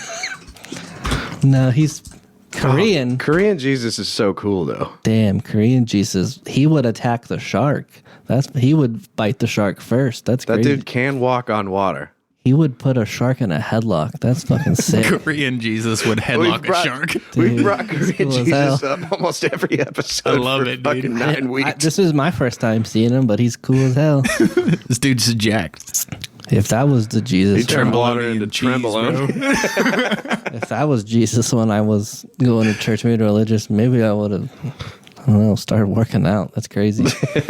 I'd go to the gym more. If the Jesus they showed me in the gym. In the church, looks like he built his own cross out of pure concrete with his bare hands. Like, I don't know, man. That dude grabbed nails and nailed himself. That one down on the bottom left, he's got like a 32 pack. Like, this is the actual statue in Korea. That's insane. This is the statue in Korea, dude. Insane. This is what they look up at all the time when they sin. That's a god, though. You know what I mean? Damn, that's insane. Ain't nothing false about that. So no shark attack. No, not on Korean Jesus. Yeah. Probably not on regular Jesus either. All right. He's all right. Humans have attacked that man enough. Right. All right. The next person on the list is Tim Lambesis. Yeah, I saw him hit a dog the other day, so that's enough for me. Tim Lambesis. He hit his own dog, let alone his wife, you know? Don't try to kill your wife or hit your wife, but hit a dog. That's really what bothered me. I feel that. So yeah, and can't even show that in Family Guy, dude. I never even cared about As I Lay Dying anyway. I mean, they've got a couple good songs, but They got some sweet riffs, but he's got too many strikes against him. If it was just the wife thing, I'd be. But granted, he didn't actually kill her, and he hired somebody else to do it. All that shit. I mean, he is a piece of shit. But then he's already physically abused his current wife. He physically abused his current dog, and he's treated all his band members like shit. So yeah, he can get fucked. Shark attack. Shark attack. I'm gonna throw one in here. Honorable mention. I don't know if it's on your list or not. Go ahead. The Tiger King? Well, that one just feels ironic because shouldn't he have been attacked by a tiger, not a shark? Kind of. He doesn't know anything about sharks. It's kind of grabs his leg. He's like, "Get off me, bitch!" And then it just actually eats him. Yeah, that's kind of. It would be very ironic. He gave me so much entertainment during COVID lockdown that I don't think I could get even if he is a bad guy, that show was too good. Yeah. And That like, show was awesome. imagine, Did you know you met him? You met him, really? Yeah. That's crazy. Yeah, I did. I mean, imagine if that show didn't exist. Nobody would ever buy a Seth Wadley Ford hat. Dude. The amount of people who bought those hats from that show so no kept that dealership afloat. It's crazy. They've got like bigger signs at their store down in the Paul's Valley. they haven't sold a car in years. Yeah, they just sell hats. It's crazy. No, he's okay. How about Carol? The late Carol, I mean, probably not either. Same thing. I think she fed her husband to the fucking tiger. Well, then she deserves a tiger attack. If she killed somebody with a tiger. I feel like a shark attack is brutal because they hit you, they tear your arm off, and then they let you float around a little bit. She needs to get attacked by a tiger in the water. A tiger shark? Tiger.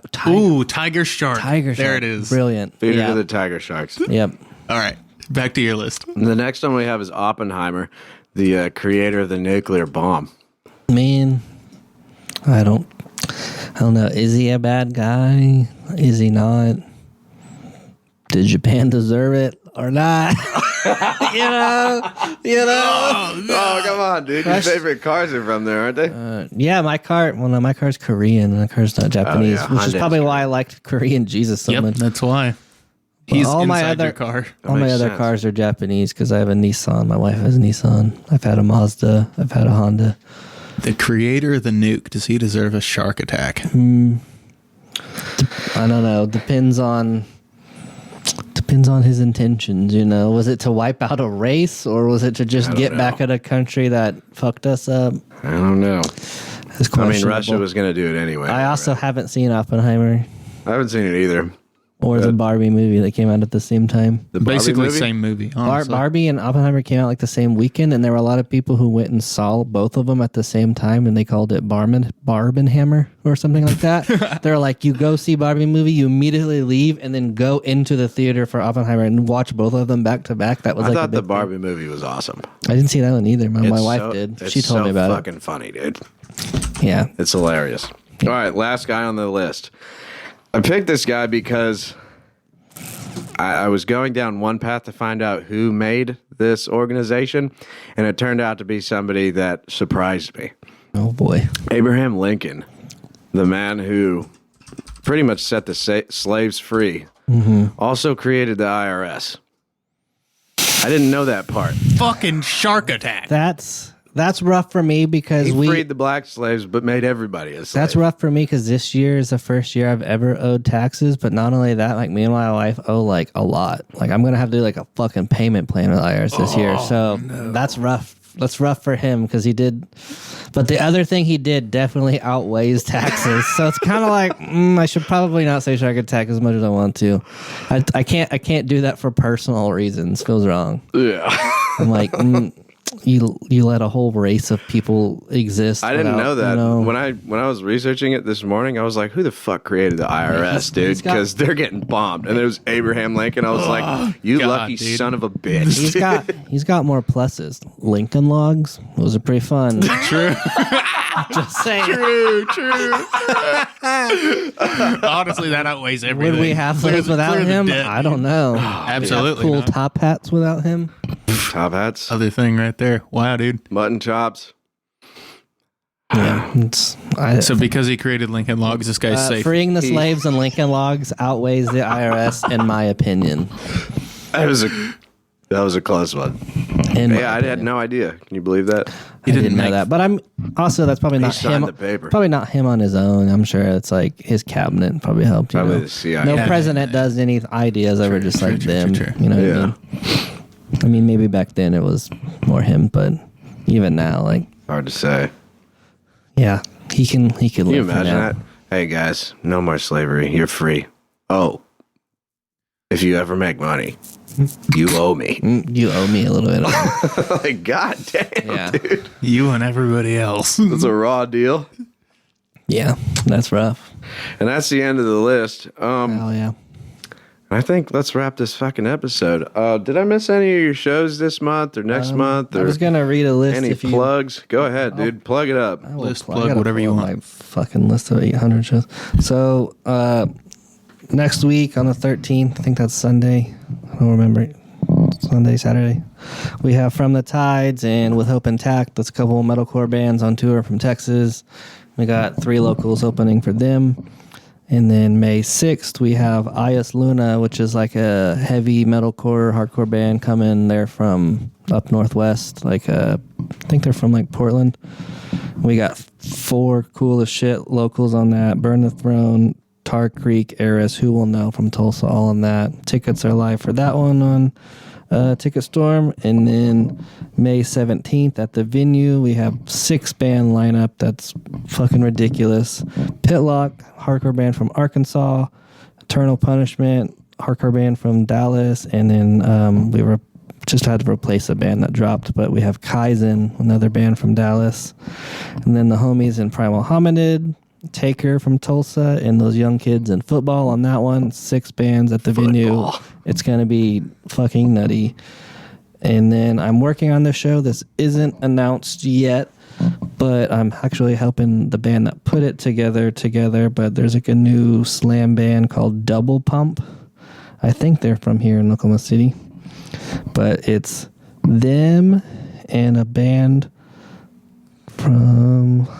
Oh, man, I don't remember because I just did this yesterday. Double Pump, Death Rattle, young band from Dallas, F6, 3-piece slam band, Forehead Cigarette Burn, probably the best local band name. I talked about them. Fuck. That's a good I name, remember dude. that name. I was like, Yeah. that's A couple such weeks a ago? brutal name. They played my show a couple weeks ago. Oh, And when Bison was on, we talked about him. yeah, Oh, yeah. They're kind of hard to pin down on genre. They're kind of like heavy, but they're not really hardcore. They're kind of punk. They're kind of chaotic. I don't know. They're cool kids. They're young. Yeah. Stench, which is I believe a 2-piece like kind of noise band. Okay. And then the last band on that bill is Tainted Beef, which is like a slam band, and they're from like south of Lawton somewhere. Yeah. They said where they were from the other day, and I was like, where the fuck is that? But they're really cool. They're super eager to play like any show. They're like, we don't care. It doesn't have to be slam. We just like playing shows. Fuck yeah. They're like, one of their dads like does all their merch for them, and it's Sick. fucking cool. And he's like this big tough guy, and he's like, yeah, fuck. Like he's yelling from the merch table to mosh and shit. So that's unannounced, that show. Hopefully announcing that tomorrow. Hell yeah. So that's everything for May. And then, I mean, I have shit all the way to fucking September. That's not even announced yet. I'll say my band, False Idol, our next show is May 24th, Saturday. We are going to drive down to Lawton with Primal Hominid, Hollow Thoughts, and a local band in Lawton called Lukavi. And we are going to play the Railhead. So Sick. we've never gone down there, and none of the other locals have. So taking the homies down there to play the Railhead, May 24th. That'd Hell be cool. yeah. And that's all that I have. Hell yeah. Where can people find you at? You can find me at Shark Bite Media OKC on Instagram, Shark Bite Media on Facebook. It's probably Shark Bite Media OKC on Threads too, which is just Instagram's version of Twitter. And that's it. And then False Idol Punk, I believe, on Instagram and Facebook. And come to a show. All of my shows have tickets to them on ticketstorm.com. If there's no ticket link to the show, then it's probably just pay at the door. But buy some tickets, come hang out. If you start in a band, let me know. Maybe I'll put you on a show. Hell yeah. dude. Don't send me any shitty trash can demos. I don't want to hear them. Absolutely not. Come correct, dude. Yeah. Ladies and gentlemen, that's episode 55 of Guitar Practice. You know where to find us. Go to a show. Play some guitar. Play some music with your friends. Hang out. It's fun. Hell yeah, brother. GP55 out.